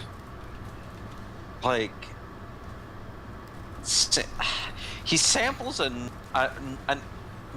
something from Nine Inch Nails' Ambient album and does a weird twangy country thing over it. And then gets Billy Ray Cyrus on it, and later, and it's the number one song in the country right now. Yep. Good for it him. has been for weeks, and it prevented Yes. a Taylor Swift single from going to number 1, which is really funny to me. It's blocking me, like, hard. It is just, like, totally, you know... What is the equivalent, you know, the equivalent when referring to a cis woman of cock-blocked?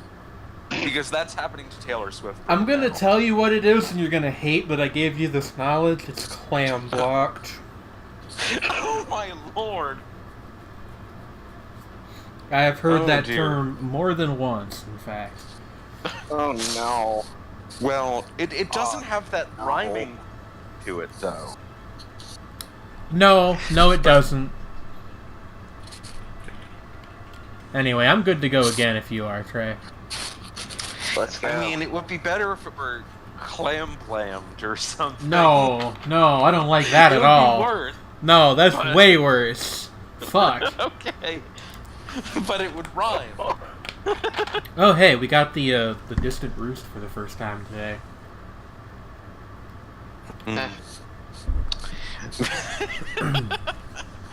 Variety is the spice of life. And That's spice what they is say. the variety of death. Old Spice is the variety of deodorant.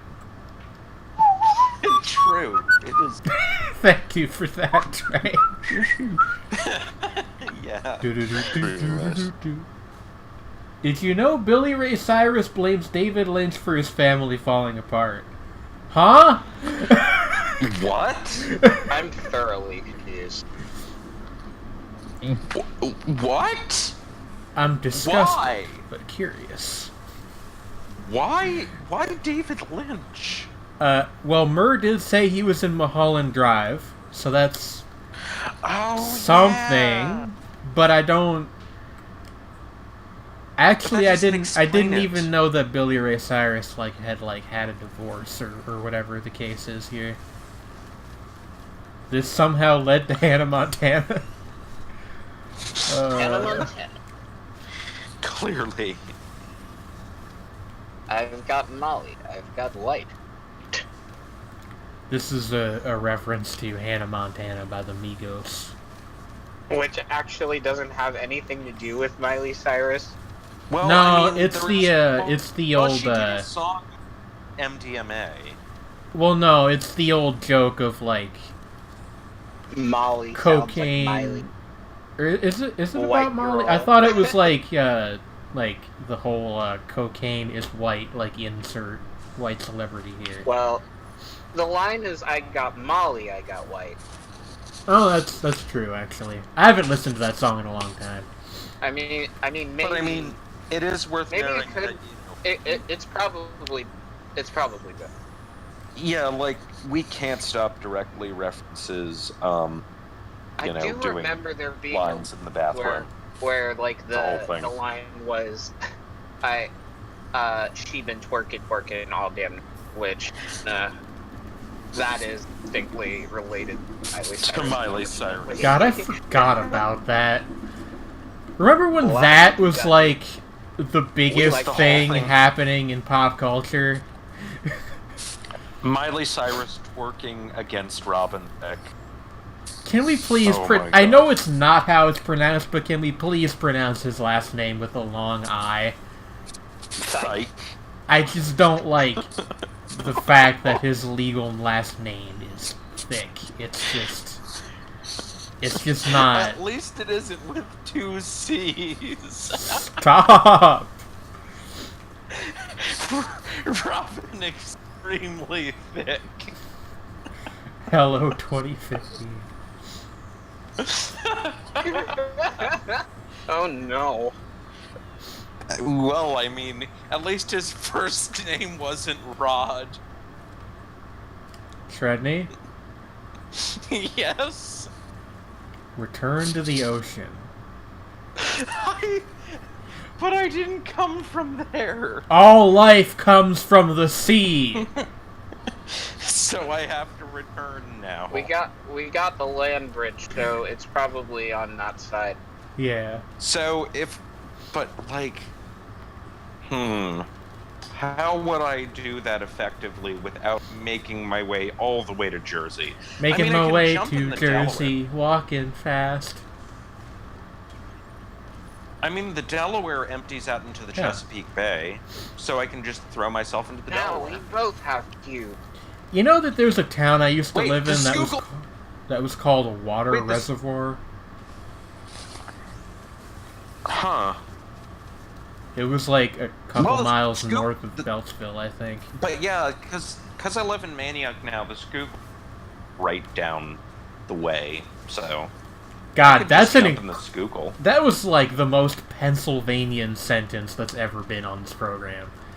Because I live in Mackinac now, the Schuylkill is right down the way. The Manioc. Sorry, different city. There is a place in PA called Mackinac, I think. Probably. The only reason I know how to pronounce Google is because it was the book Maniac McGee. Yeah. Huh. You can tell if somebody's not yeah. from PA if they pronounce it Scheukel, which is how it's spelled, but like it's not how you say it. Yeah, and in Dutch it's closer to Schuylkill. Google. Schuylkill. Yeah, Schuylkill. Google. But yeah, Is like this the Schuylkill- third primordial cube that's dropped this game, or did you not I mean, have one? technically, Well, I I exchanged mine. Okay. We got the backup out of that crate, Okay. so I switched it out. That's fair. I was But- just very confused for a moment. yeah, technically I live in Roxborough, which is right on the edge of Manioc, but like you walk into Manioc, and then there's the canal, and then there's the Schuylkill past that. So I could just, walk into the canal and just, dog paddle over to where it meets the Schuylkill, Have fun, Lynx. and then head from the Schuylkill to the Delaware, and then I'm out in the sea. And well, actually, I'd be pretty fucked once I got to the Delaware because that's really deep and has very Dare strong I say we currents. roll it? Yeah. We roll it. Yeah. Into the Um, ocean. Anybody yeah. remember the Blue October? There's a band that nobody talks about anymore. What did they- October. What did they do? They had a song called Enter the Ocean. At least I think that's what it was called. My God, Oh, there's so many okay, of them then. boys. It was about entering the ocean and stepping on the stones. I don't know what that's a metaphor for. I think it's a metaphor for something, but I don't know what. I mean, I don't know it what sounds it's deep metaphor. and blue and something. Listen. Like another band. Listen. I like a lot of bad music. Probably the worst music I like is Deep Blue Something's Breakfast at Tiffany's. It's such an empty song, but it's so it's weirdly compelling to me. Yeah, pretty much. Yeah. And I said, I what can about agree with Breakfast at Tiffany's? As I recall, we both She's- kind of liked it, No, and I it's guess like, no, that's something we and got. and she said, well, yeah, I remember the film, and as I recall, I think we both kind of liked it. And I said, well, that's one thing we've got. It's the most bizarrely pedestrian chorus in music. It Oh, really You got is. to. Oh, Yep. Ooh, you fell so hard that you off the damn screen. Hi, Bird. Oh, hey, bird. I like the song too. It's just the lyrics are just so strange. Yeah, they're just kind of.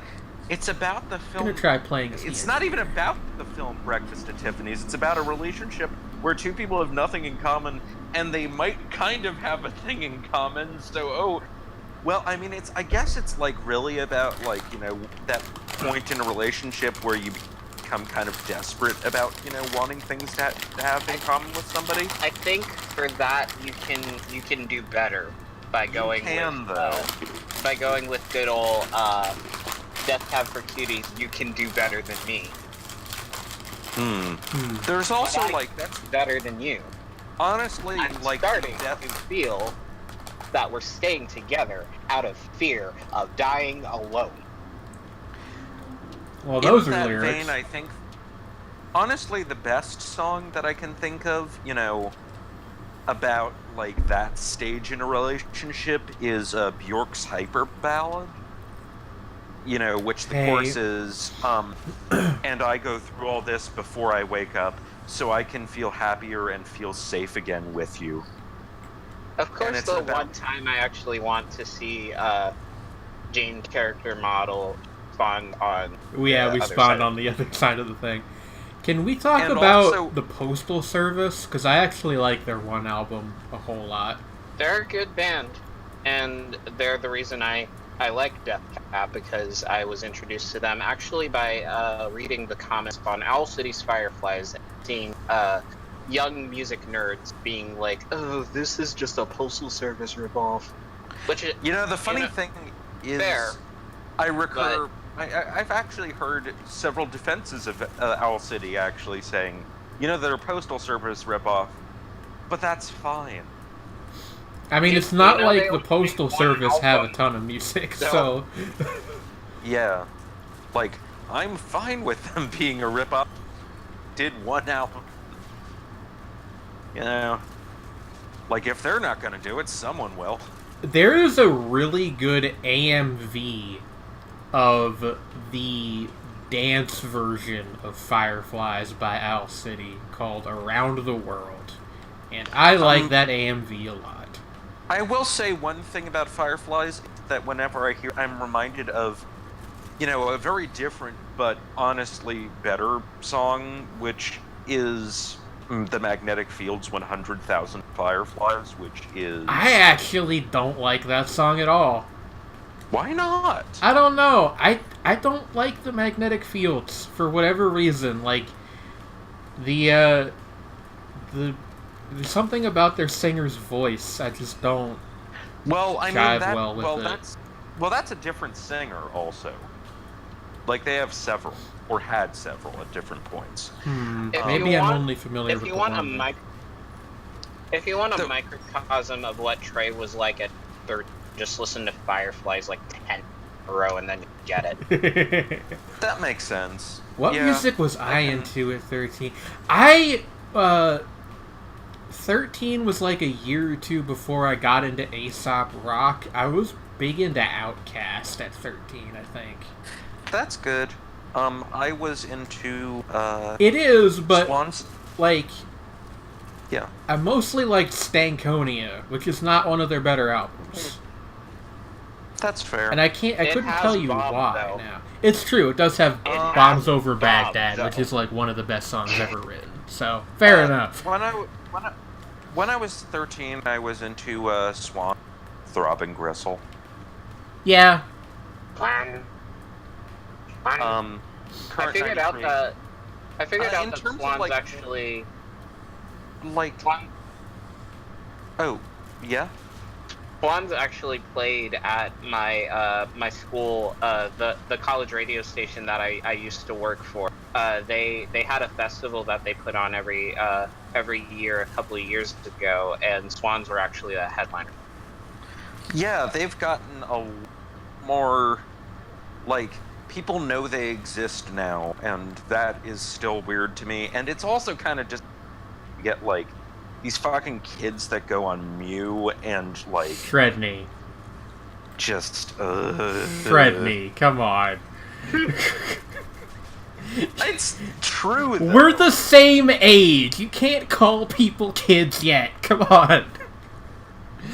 I'm 27. I'm talking about literal teenage. I know. All these damn but like millennials are. You can say it. You can say it as a joke, but you can't actually call people kids yet. Okay, fair enough. Like these fucking high school, like going on, you know, like who think, oh, you know, like, and it's just like, they like only. I don't know how to explain it. I'm making fun of you, but this is how I feel about Run the Jewels. So. Fair enough. Yeah, like it's funny. It's like, you know, actually, I get that. I can definitely. No, you're good. Yeah, I can definitely do that. You'll benefit more from it anyway. With, you know, like Run the Jewels. But like. Oh my god! Seriously. But but in terms of like a little less extreme stuff I listened to when I was that age, The Cure, the Decemberists I rather liked, Interpol, when Interpol only had 2 albums. And those albums were actually good. Hey Trey, I think you can use this too if you get in here. The bubble shield. Yeah. Huh. Cool. Funky. Yeah, like the Chameleons, who I still adore. Actually, I really like most of these groups still, frankly. What was I into as a teenager that I'm not into anymore? Nerdcore. That's it. That's the thing. Fair enough. That's the thing. I mean, I'm not as into a lot of things anymore that I was into. Although there's some stuff that I'm actually probably more into, frankly. Like, what's a good example? Good night, Merd. But, Good night. yeah, I was really fucking into nerdcore rap for reasons. I don't know. Yeah. I guess because I could, like, vaguely relate to it, but most of that Fair genre enough. has not held up terribly well. Yeah, I mean... There's some of it that's fine. Like Yeah, Mega Ran and stuff, but, you know... MC Yeah, it's... Lars, So far as... just not... Yeah, like, I've been... Not anything. Yeah, like, in my limited exposure to it, it's like... There are a tiny handful of those guys who were actually capable and still hold up reasonably well, Yeah, even if their like, stuff is very corny. The thing about that genre is that it was defined by subject matter, not sound, and Yeah. that's, like, not... Like rapping about, like, video games or whatever is not weird enough anymore that it really works that way. Like, Yeah. I mentioned Injury Reserve way at the start of the stream, and their song, their big song is called Jailbreak the Tesla. So, like, I mean, you can get, you can work off the title there if you haven't heard it, but it is primarily about hacking. So, you know. There's a fucking reference to Red Snow on that song. Red Snow? It's an old application you could use to jailbreak iPods. I think it was the predecessor to Black Rain and Lime. Yeah. And, I was part of that whole subculture at one. Trey, I feel like you would really like the Injury Reserve album. I'm not 100% sure. I still gotta get around to listen to it, because I trust your judgment, and I think that I would be to it. I also need to listen more JPEG Mafia, because I think Peggy is on it, actually. Not as, like, a rapper, but he does production on Get the Fuck Up. Yeah, he's a very versatile guy. nice. Like, I mean, if I'm not mistaken, he produced the entirety of Veteran himself. Like, Who else is on? Real good at what he does. he produces Get the Fuck Up on the Injury Reserve album, which is based on a reference to the song Simon Says by Pharoah Monch. Which is... By who? Pharoah Monch. Huh. Not familiar. He was one of Eminem's primary influences. Huh. But he had a song called Simon Says in the 90s that was like his token party track, and that was like the closest thing he ever had to a hit. Also notable, his first album uses the same font that would later be used for the video game Diablo. Huh. Which is just kind of funny. But, yeah, Pharoah Monch. That is. Maybe. Pharoah Monch is a very good rapper. He has a song with Nate Dogg and Mos Def called Oh No that I really like.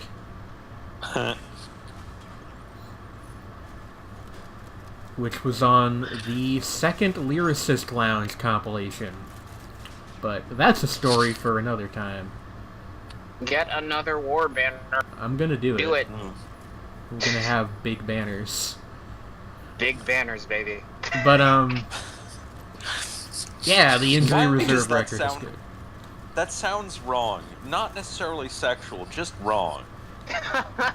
Because banners are always big? David Banner.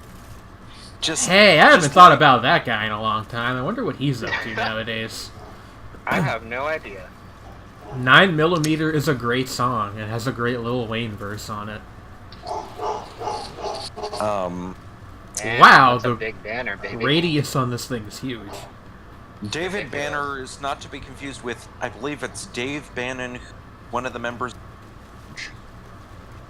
Nah, David Banner was a rapper from Mississippi? He was reasonably popular during, like, the crunk era. He had a song called Butterfly Doors. He was also a producer, actually, and I think he was probably more known for that. Yeah, that's his producer tag that I was doing. If I remember correctly. That's just his name, with a gate effect on it. Yeah, they actually really used to like David Banner, and I haven't thought about him in, like, years. I wonder if he still makes music. Look that up at some point. I know a lot of people from back that, like, Chameleonaire basically became, like, a tech guru. Yeah. Like, he that still was a occasionally whole thing. releases stuff, but not super often. Yeah. Yeah. And, like, there are a lot of, like, people who just went on to do odd things. Apparently, Some of here's a them- whole weird thing. Here's a weird thing that I found out about recently was that tons of old, like, you know, MySpace era metalcore and people, you know, like the sort of shrieky boy bands with breakdowns kind of metalcore, they are now SoundCloud rapper producers. A lot of them. That makes a disturbing amount of sense. Or they're people who work in A&R, you know, looking for sound. That makes even more sense. It's like, yeah. God, it's so weird that fucking Fucking Broken wild. Side were ahead of their time. Yeah. I know, right? Like, what And the the hell? people who are like, and it's scarier still, is like that there are like people who are like legit songwriters and things now who were like second stringer Broken Side imitators back in the day. That's scary. One interesting thing to me, as far as that's concerned, is the career of one Ricky, who made a song. Who? Ricky Reed. Okay. He's a pop producer. He works with 21 Pilots and I've heard this name. various other acts. Megan Trainor. One of those guys. Folks like that. What I knew him for prior to being a being a producer for various pop acts was making a song that with a hook that goes white boy wasted, glue stick pasted, stupid face. Oh dear. 10 out of It's- 10. Dear.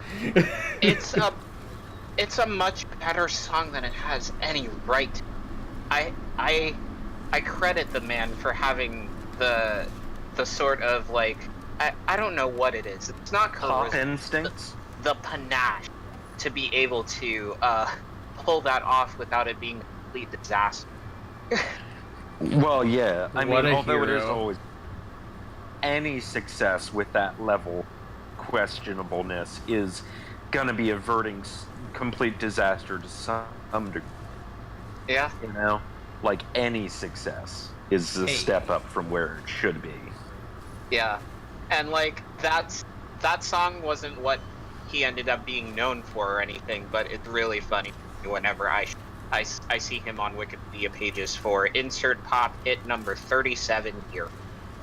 Yeah, and also it's kind of great to just always remember that Trevor Horn, who produced literally every pop song, was the was the singer for the Buggles, who also was the singer on that one Yes album that no one cares about. The Buggles made fucking Video Killed the Radio Star, which is a song that I enjoy, but makes me very sad for reasons I can't entirely place. That's fair. It's a weirdly mournful, despite being musically rather chipper. I'm gonna do it, I want Trey. the glasses. Oh, okay. But but Trevor Horn, I knew about Trevor, I thought it was, I knew about Trevor Horn for a long time as a producer because he's responsible for Frankie Goes to Hollywood. Everything Frankie Goes to Hollywood did. Relax. Don't do it. Don't do it. That song that's, about masturbating. Apparently it Allegedly. wasn't about... Originally it wasn't about that, but actually that when they thought about... They were... Horn and the main songwriters of the band were talking about it for a while and realized that it was sexually suggestive, and then just kept, going further and further with it and laughing themselves silly about it. And that's why it sounds as sexual as it does in the final version. I actually quite like that song, but it is... It's one of those ones that I'm, delightful. Not entirely comfortable listening to in public.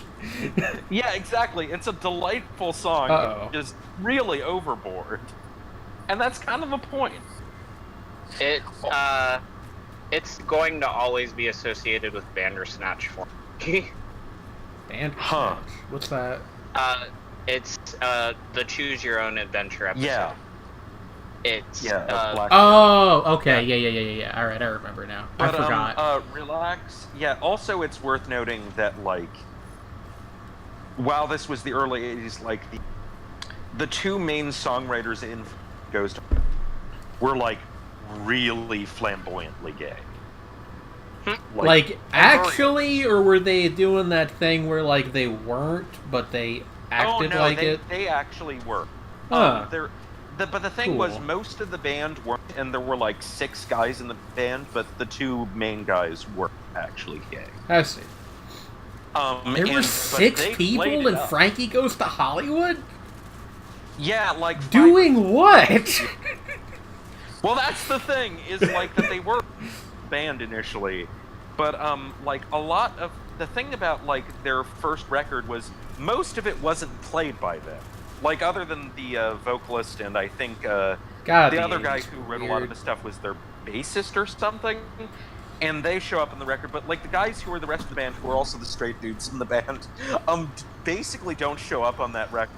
But they got a little upset because they wanted to actually play their instruments and contribute things. Yeah, And they actually did contribute to the songs like Relax initially because they demoed them as a band.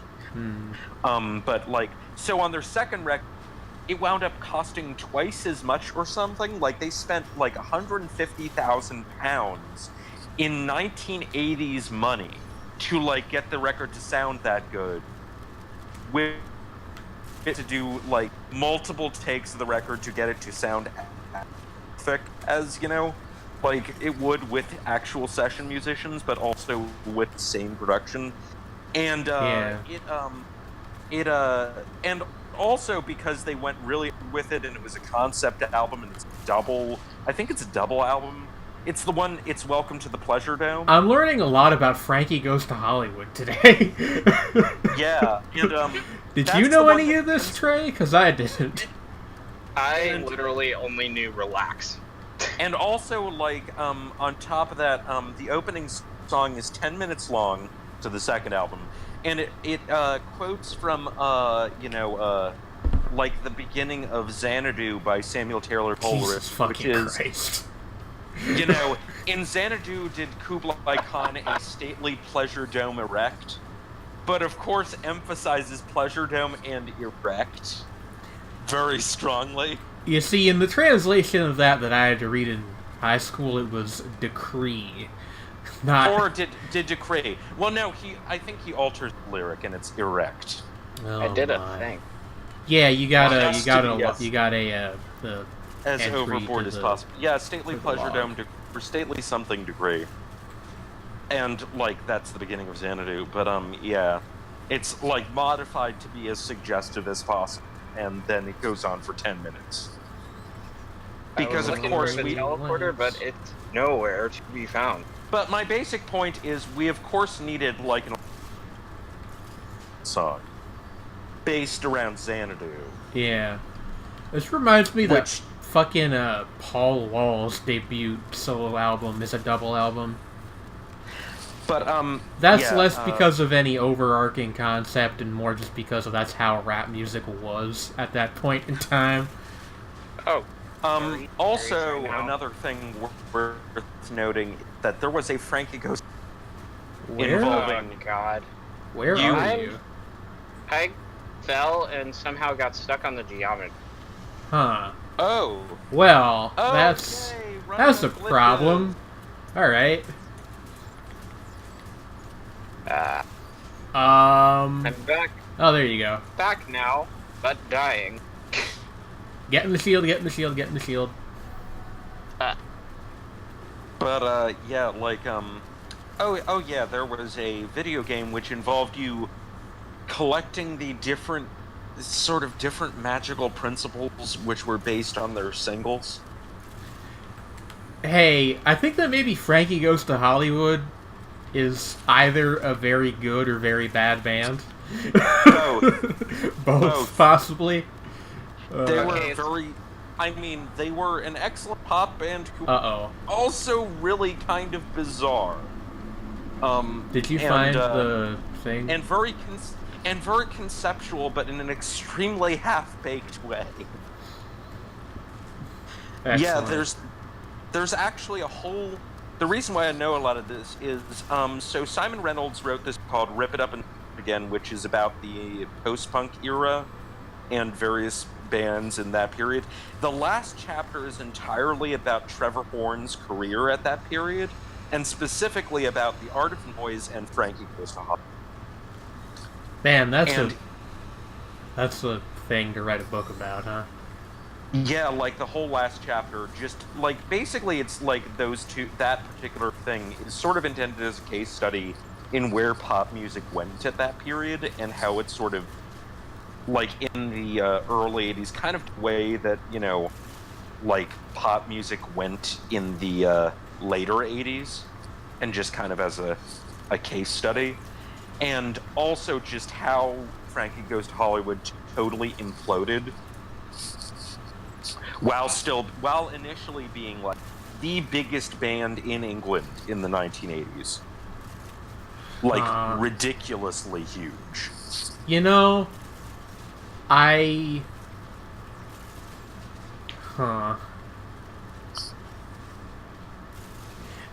The only point of comparison I think I can think of is like, did you know that Chingy went platinum?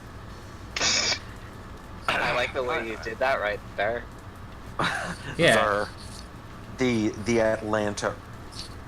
There. Right there. Right there.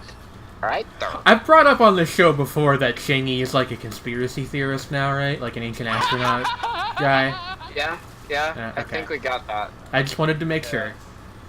Yeah. Oh, wow. Oh, no, now I'm remembering Jada Kiss's Why. Do you mean the most woke song of all time, Shredney? Oh no. Painfully woke. Why did Bush knock down the towers?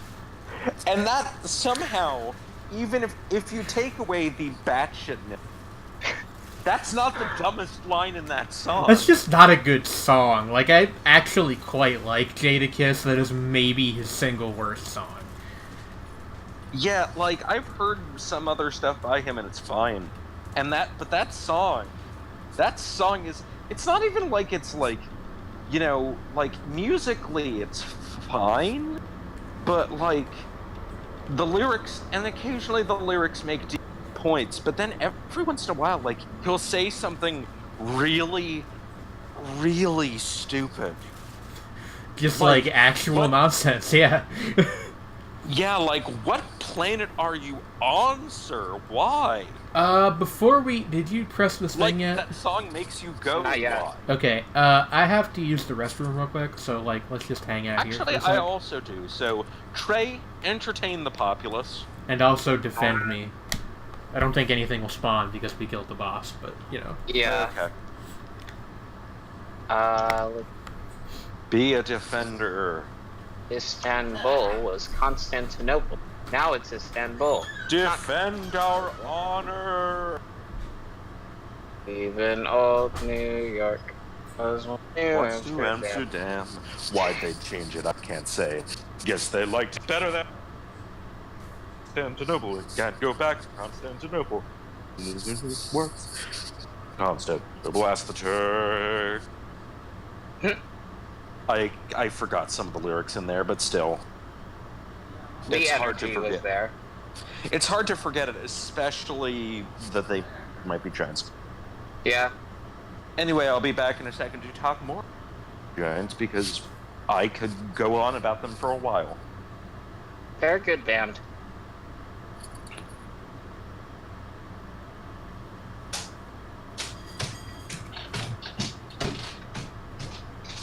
Loving all this gear that we're drenched in, just decked out, armed to the teeth, baptized in teddy bears and shield generators and targeting systems and such. All this stuff. We even have matching bears back of our selves. I am walking around. I'm walking around. That is the thing I am doing. Jump now. I'm Shooting back. at nothing in particular. Shooting at nothing in particular. How you doing, Trey? Hello. Let's roll. Yes. The engineer is cute. Yeah. He's a boxy fella.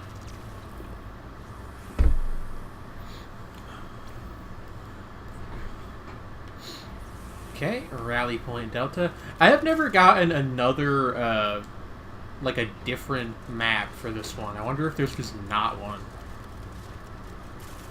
You always get the snow place. Hey, check this out, Trey. Oh, it didn't work for some reason. That's weird. I have the thing that lets me jump really high. Sick. Hitting them sick trick. I bought myself a copy of a 15-year-old game today. What game? SSX 3 for the original X, but backward compatible on Sorry, the Xbox One. What was it? You cut out for a second. SSX 3 on my Xbox. What is that? I don't think I'm familiar with it. It is a snowboarding series where you can do funky tricks and you're capable of doing impossible things that should not. They defy the laws of physics by essentially being Tony Hawk on a Interesting. well on a snowboard rather. Minimum wage. Well, yes, of course, Tony Hawk would be it. Yeah. Redney, why did you say minimum wage and then scream? Yeet. Because that's a They Might Be Giants song. It's a very short They Might Be Giants song. Why did you sing a very short They Might Be Giants song and then scream? Well, that's the going kya part of it, because there's a whip crack that but- comes after it. But and then there's why? supermarket. None of this answers the question of why. Because I was going to talk more about They Might Be Giants, because I have opinions. You know what I have opinions on? Your face. Wow. Destroyed with facts and logic. Checkmate, atheist. Oh, man. Yeah, Jane just got leveled, you know. She got schooled. She got red. bitch, you just got red. Wow. I'm dying. Me too. Imps. Damn imp. Defend my honor. Fuck. Aw. Okay, so nobody's honor was safely defended. So we're all just like, you know, just massive trash. We're all sons of bitches now. We're just I am just a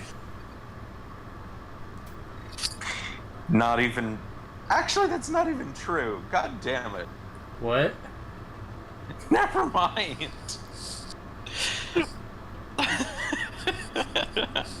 Well, I mean, in the original sense, someone who is slatternly or has poor hygiene, and that is probably true given the fact that, you know, I need to take out my trash, and I have not done it. But I know that you feeling. would not know that. But you would not know that for a fact, because you're on the other side of the internet. That's true. Does the internet have sides? Or is it just one big fear? That was the most... I'm sorry, that was a galaxy brain blast. Does the internet have sides? Well, no, you see, it's a series of tubes. It's just a big beer. Al Gore invented it. That's just when the internet. Trey, has your head just lit up like, you know, a giant flashlight? I opened 6 eyes at once. Yes. Opened his third, fourth, and fifth eyes all at once. It's like, I was thinking more that his third eye was also wearing glasses at the time. Jesus, I'm almost so dead he has already. 6 eyes. Like, you know, but they're glasses just for, you know, just brain glasses. Just shades. He's wearing shades on his third, so he can tip them down and, you know, give a look. No, but let's debate the shape of the internet in the final half hour of our show. Oh, What shape does the internet have? It looks like a fucking end cap flag. I was thinking it would be more of like a donut shape. Okay, yours is more accurate. Mine is emotional. Yours is what? More emotionally true. Is that what the term is now? Emotionally true? It's a truthy. I think Trey was called away from his computer. Oh no. Because that is unfortunate. He suddenly stopped talking and his character is no longer moving. Oh no. Something may have come up. But yeah, like, you know, the internet really is, you know, like just an ANCAP utopia / dystopia. Hello. Hello. I defended you. Thank you. From all the Tumblr bloggers calling you out. Oh no. I don't know. No. I don't know where that joke was going. I mean, call out post angry people for Twitter. Call out post for Trey. Is it? Likes the color green. What on too earth much. would be a call out post for Trey? Because, like, I know I'm a problem, but you know, like. I don't know. Trey. My understanding is that usually, if they can't find something, they just make something up. Okay, that's fair.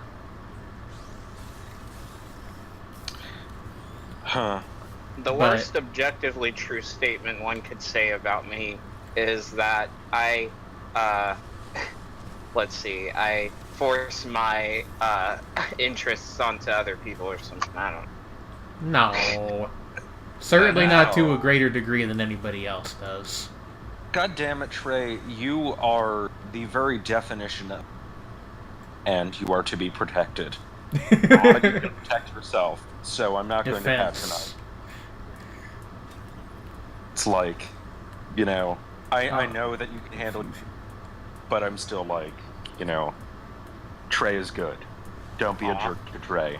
I like Trey. You know what else is good? You know what else is good? Is fire. Fire. Fire. Mankind is better for having discovered it. Fire. Without it, we would never have the Zippo lighter. Fire. It's actually I Leave You to Burn. I Leave You to Burn. Oh yeah, it is. I don't know why I know the lyrics to Fire by The Crazy World of Arthur Brown front to back, but I do. It's a good song to... Let's be real here. Like, you could seriously do this with knowing every of a song. That's true. Like, do you know that guy still tours? I'm sure, like, okay, what's the worst song you know inside out? Sweet Escape by Gwen Stefani and Akon. Whoa!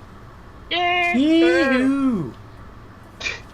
If I could escape, I would, because tomorrow's at stake.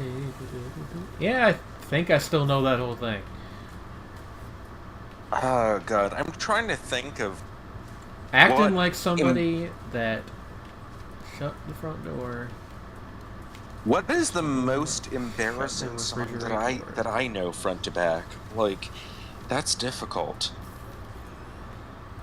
I know a surprising amount of that one Breed song that goes, "Can You Take Me Higher?"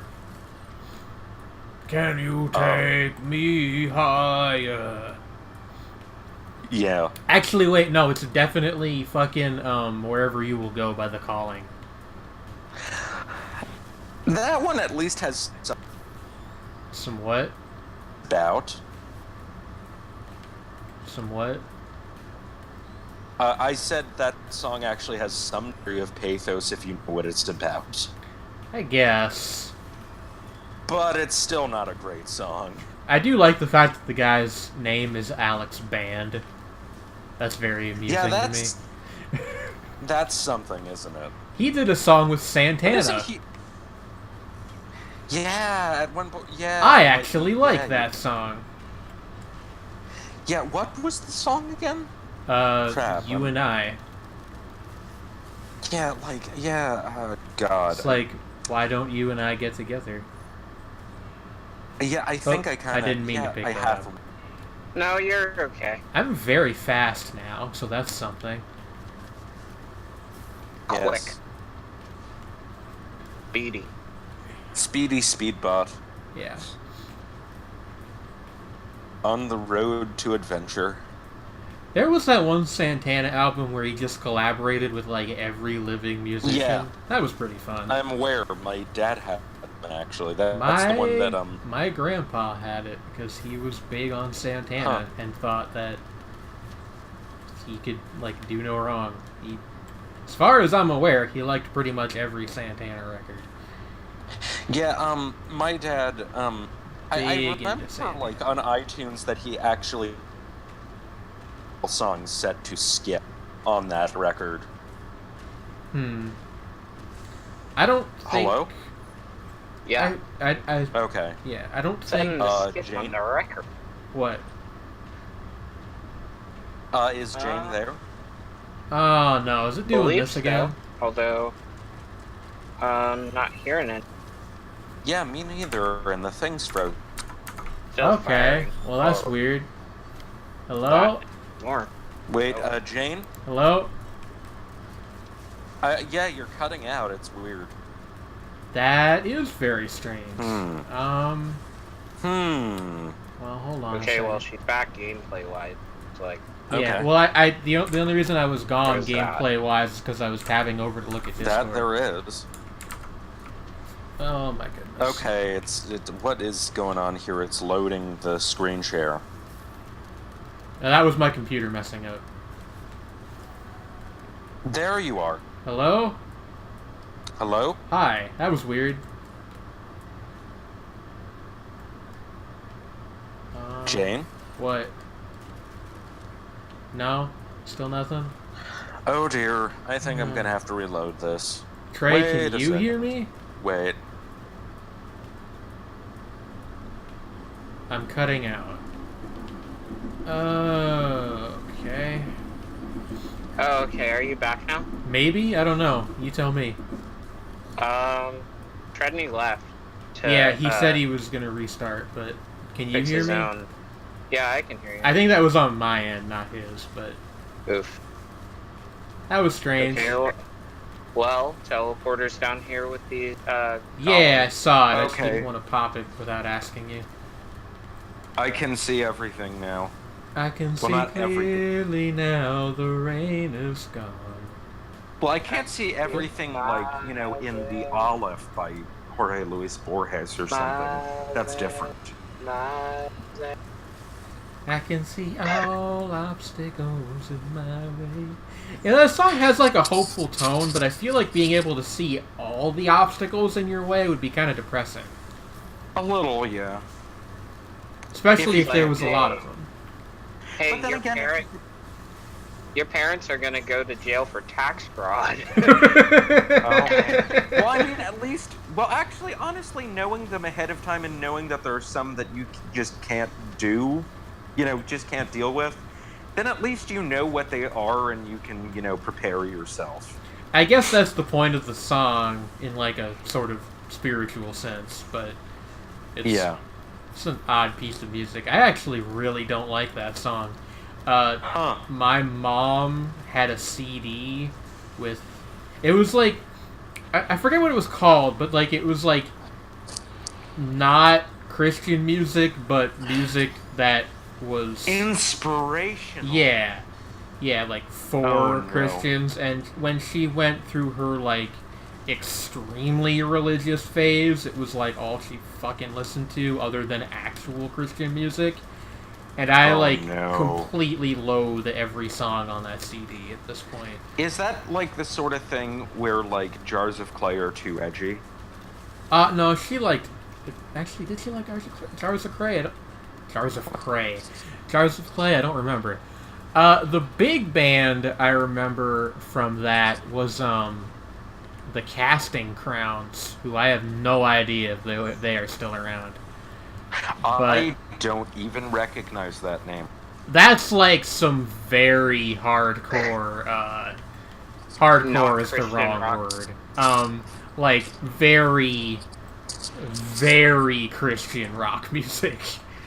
Oh my. There's like songs about how we need to send missionaries to Africa and shit. Oh my goodness. Well, like, the thing is, there is some very openly, blatantly religious music that I quite enjoy. I like the Danielson family, who Sure. were on Tooth and Nail. But, like... I enjoy early Sufjan Stevens. I like... Current 93 are technically, like... I mean, David Tibet is very religious. He's just very religious in an extremely weird way. Yeah. But, like, the thing with this compilation was that it was all very inoffensive pop rock that I didn't really care for much in the first place, and you can only hear fucking, like, Creed so many times before you basically want to fight their frontman in person. Yeah, I mean, wanting to fight Scott Stapp IRL is, like, a deeply relatable thing, I think. But, because, honestly, he probably would fight you IRL because he wasn't very good at the whole Jesus-y thing. No. The actual Christian music was worse and better because it was usually at least, like, halfway musically competent, but again, like, a lot of songs about... that were basically just, like, church homilies in rock song form. Dear. Yeah, There's like, the funny thing fucking- with Creed is that their guitarist went on to be, like, a fairly legit metal guitarist. Yeah. If there is one song I would point you Yeah. to get the feel of what she listened to at this time, it would be Letters from War, which I think is by the Casting Crowns. I don't quite remember. It is the most just maudlin piece of shit. Are we talking like on the level of the Christmas shoes here? She's Yeah. she is also a very big fan of that song. So yeah, basically. Oh no. It's about a guy that, like, the setup is that over the verses, the song makes you think that he died in Iraq, and then at the end it's like, oh, surprise, he's actually fine. To my recollection, it's been a very long time since I listened to this song. Okay then, so that just It's completely dispels all the It's a very weird piece of music. There's also Three Wooden Crosses, which I think is by the same band, which is about a bunch of people dying in a car accident. Like, it's just... It's weirdly morbid, is what it is. and to blow away Spider, which was just hanging out on my. Oh, gross. Did you hear me? Yeah. Oh no, I heard you with the Three Wooden Crosses and Yeah. like the weird, morbid Christian band lyrics. Oh my. Like, unintentionally morbid, which makes it a lot but I mean worse. that's because like. There's something a little unsettling with a certain kind of person who, like, not only thinks that they have all the answers, but that thinks that dying would be a net positive. Yeah, I guess that's what I'm kind of trying to get across. It's like... I don't know. Like, the plot of the song, of that song, to my recollection, is that these three people die in a car accident, and then the fourth one survives and becomes a preacher. Which is just... Oof. Not... Okay, then. Not Don't good. like that. Like, it's just not... I don't know.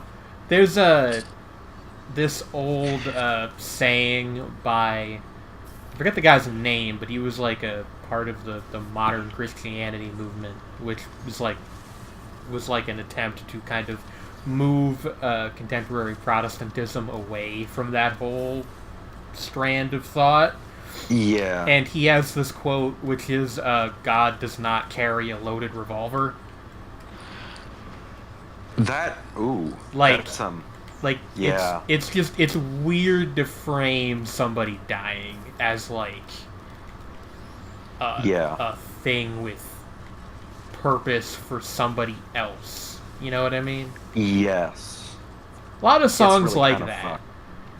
Basically, it's kind of the gist. That's a really fucked way to look at things. Also, musically, most of these bands do sound a lot like Creed.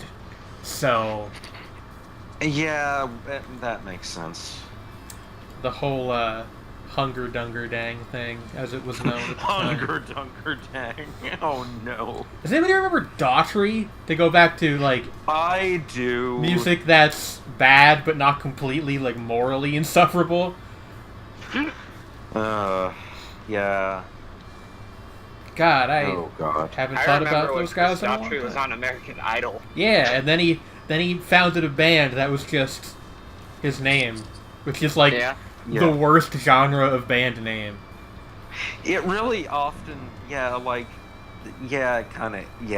just at Unless- least call it the Chris Daughtry Band. Like, come on. Oh yeah, like you could get away with the Edgar Winter Band or something, or the. Although Edgar Winter, unfortunately, in terms of bad blood, did do that Scientology concept album. That's a thing that I just learned about Edgar Winter.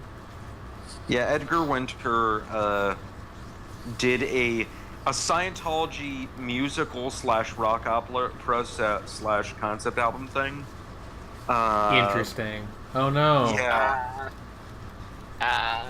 Oh, it's also worth noting that I have heard, I can't remember from what album it was, like actually L. Ron Hubbard singing, and he has a surprisingly solid bass, like, which is Register. I Just- yeah. when I was younger, I bought I was on a vacation with my grandma, and we went to a bookstore, and I bought a bunch of books. One of which was a compilation of short stories selected by L. Ron Hubbard. He didn't actually write any of them. Huh. And my mother made me throw it away. Which, I mean, that's kind of unfortunate because it's not like the guy had bad taste. It's like just that he was... I read it a couple of times. I actually still remember the general gist of some of the stories, but they weren't bad to my recollection. Although some of them were certainly not appropriate for a middle schooler. But I mean, yeah. If you ever are in Ocean City, Maryland, go to Kangaroo Books. They're cool. Or no, sorry, Down Under is the name of the bookstore. Kangaroo is what they've got on their sign. Because you see, it's under the boardwalk. Hence the name. Oh, neat. Hey Trey, are you ready to pop... Oh wait, that's right, you got I'm KO'd. dead. I forgot. Yeah. Oh no. Alrighty. Avenge Now me. I've got the big O theme in my head. Big O, big O, big O, big O. Holy shit. Yeah. Hey, this guy's a little bitch apparently. Wow. Wow. Fuck you, buddy. Wow. Alright.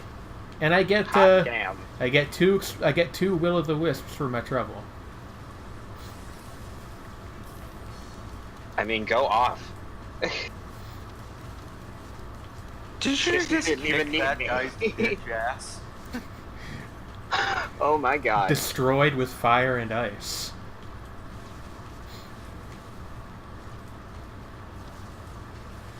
I mean, shit.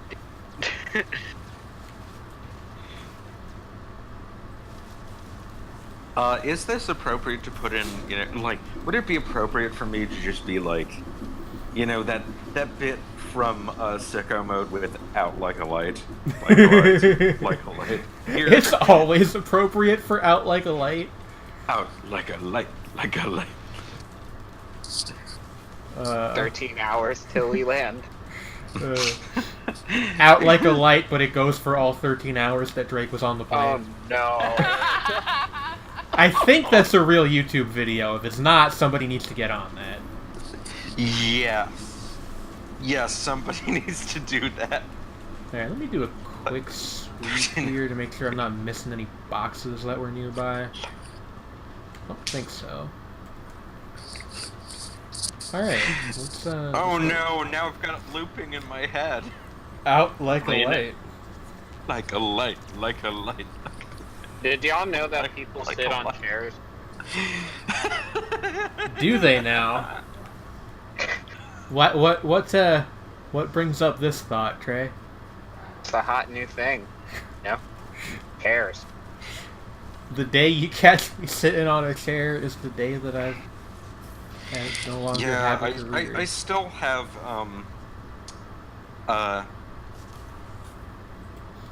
Tenchija Chojo Cha Chisokushi by Shinsei Kamado-chan stuck in my head, and have for like over a week. You know what I have stuck in my head? What? A skull. Yeah, I mean most people. But but yeah, it's kind of weird to have like Shinita ina, Shinita ina, Shinita ina, Shinita. Like a light. Yeah, like it's basically the same kind of principle, except there's a riff behind it. But except that you know what Shinita ina means? No. I want to die. Oh, okay. Yeah, like a there are light. very few lyrics in Like that a song, light. But yeah, you're out like a light permanently. Trial by Stone. Trial by Stone, indeed. But yeah, Popping like, a Xanax, craving death. but the energy. line, but like the complete lyrics to the song are basically, well, actually no, the first verse is basically just, like is mostly just the words "iada" over and over again, and then "mo iada," which means, like I don't want to, I can't do this anymore. Oh, Just no. repeated ad nauseum. Hey Trey, do you want the stun bomb? I want to survive. Fair enough. Also, it's worth noting also that the title of the song literally translates to "An angel, if it were on Earth, would suffocate to death." What does that mean? Like an atmospheric incompatibility between heaven and earth? Like, it's just... I get it's supposed to be poetic, but it raises a lot of, like, biology questions. Yeah, that's fair. Yeah. But I mean, but basically, yeah, it's just like an aggressively suicidal rant over top of, like, a weird combination of, like, angular guitar riffs and, like, anime pop music keyboards, and it's really fucking good. That actually kind of sums up, like, most of most early Shinsei Kamade-chan is kind of like that. Yeah. Uh-oh. It's like that. I brought them up before because I was listening to them in the Barnes and Noble while waiting for my sister to get back from a book signing thing. And, Sorry, do you mean Barney Snowballs? What? I don't know, that's what my grandma always used to call it. Okay. It doesn't make... As far as I know, there's no actual joke there. It just is. It's just It's one... a pun on the way it sounds. One thing sounds like the other. But,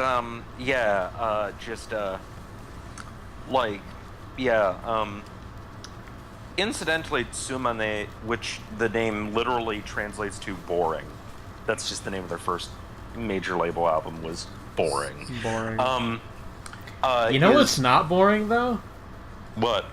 Being out like a light, like a light, Like a light. Shinitai na. Don't be afraid to be different. Don't be afraid to be different. Don't be afraid to be different, y'all.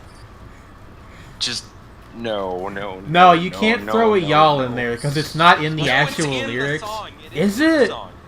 He repeats, "Don't be afraid to be different. Don't be afraid to be different, y'all. Don't be afraid to be different. Don't be afraid to be different, y'all." Just over and over again. It's vaguely cultish, really. It really is. It's sort of like, and this was intentionally cultish, was that somebody wanted Throbbing Gristle to write a song that was inspirational, essentially. Like, has a positive message, was what the person said. So they responded to that by doing a song called "Don't Do As You're Told, Do As You Think," where the lyrics are just that repeated over and over again. More and more aggressively. Don't do as you're told, do as you think. Don't do as you're told, do as you think. And the song, like, I think the version that's on Heathen Earth, which is, like, essentially live in the studio, Yeah, it was on for, like, 9 minutes. I love the Justified Ancients of Moo Moo. Yeah, I have a great deal of respect for the KLF. You see, because... Yeah, never mind. Responding to one obscure music digression with another. Yeah. They had a not dissimilar attitude to Throbbing Gristle, frankly. So, the real important thing is to not be afraid to be different. Yeah, of course. That's the real... Yes. That's what we always try. That's what we always try to convey. For our time. He certainly thinks he is. He really does. There's a Joyner Lucas album coming out soon, so if I wanted to continue this trend of us making fun of really self-righteous rappers, I could, but... Yeah, but see, Joyner Lucas has, like... He's not that... Yes, he is. I have heard enough of his music to know that he is. No, I'm saying, like, my limited exposure nothing has been on the level of that Logic album. Well, that's true. But that album is point. terrible He's even for that Logic. Horrifying. Not yet! we'll see how this album goes. There's allegedly a posthumous Triple X Tentation feature, which sounds like it's in incredibly poor taste. Why would you do that? As far as I'm aware, they didn't even know each other, so that's, like, real cool. But I was thinking, like, there are a zillion posthumous Triple X Tentacion features on all kinds of things. And they just, like, why would you do that anyway? Because his mom owns his estate, and, like, I don't know. I mean, I know it's, like... There's, like, pretty transparent, yeah, but it's bizarre because whatever. It's, like, Joyner Lucas plus Triple X Tentacion. Yeah, that doesn't... Why? Just, no. Will Smith was on the Logic album. Why not? I mean, yeah, but Fredney, I feel like I feel like right now you're afraid to be different. Fucking kill me! Like, I'm just gonna start. Yeah, like shiritai na, shinitai na, shinitai na.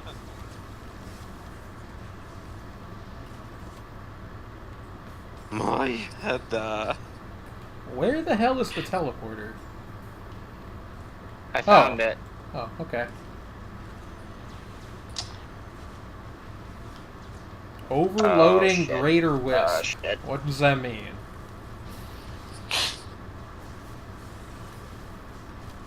Oh, it means it has a shield. Well, that's not ideal. Oh, Jesus. Yeah. Okay, I'm dead. You're dead. Alright. You're already dead. You're already dead. Speaking of music references. I love Flying Lotus. He has a new album coming out in like an hour, actually. Yeah, so I've heard. Yeah. I'm curious about it. Hell. Oh no. Ouch. Oh no. You know, just proving what happens when you ball so hard, motherfuckers want to find you. It's true. You see, I saw him, and I was like, I can't do anything about that. I can't do this anymore. Alright, well, we're at 2 minutes 52, or 2 hours 52 minutes of the show, so I think we can stop Risk of Rain there. I kind of just want to, like, do GeoGuessr until 3 in the morning. Unfortunately, this is not my computer, and I must soon relinquish it to the Final Fantasy guild that my girlfriend is a part of. Perhaps someday we will play GeoGuessr until 3 in the morning. Wow. Why are you making cat noises? Because sometimes I just do that and I don't know why. Anyway. Thank you everybody who came out. If you'd like to support the show, there is the Patreon links in the description. We're still trying to get to $10 a month. If we get to $10 a month, I will buy a GeoGuessr Pro subscription. Sounds like a plan. Other than that, there will be another stream tomorrow. I don't know the exact times yet, but we're probably going to be doing more of this, and maybe some, like, Hearthstone or something. We'll see. Hey, can I drop in and be annoying? Sure. The only person who said that they were going to join was Win, and I think they got sick. So I don't know. I don't know who else is going to be there. So if either of you want to come for however long, that would actually be great help. But yeah, that's our show. So we'll see you guys next time. Just remember, don't be afraid to be different. Anything else you'd like to add at the end here, Shredney? Or Trey, while we're at it? Bobby! Oh, my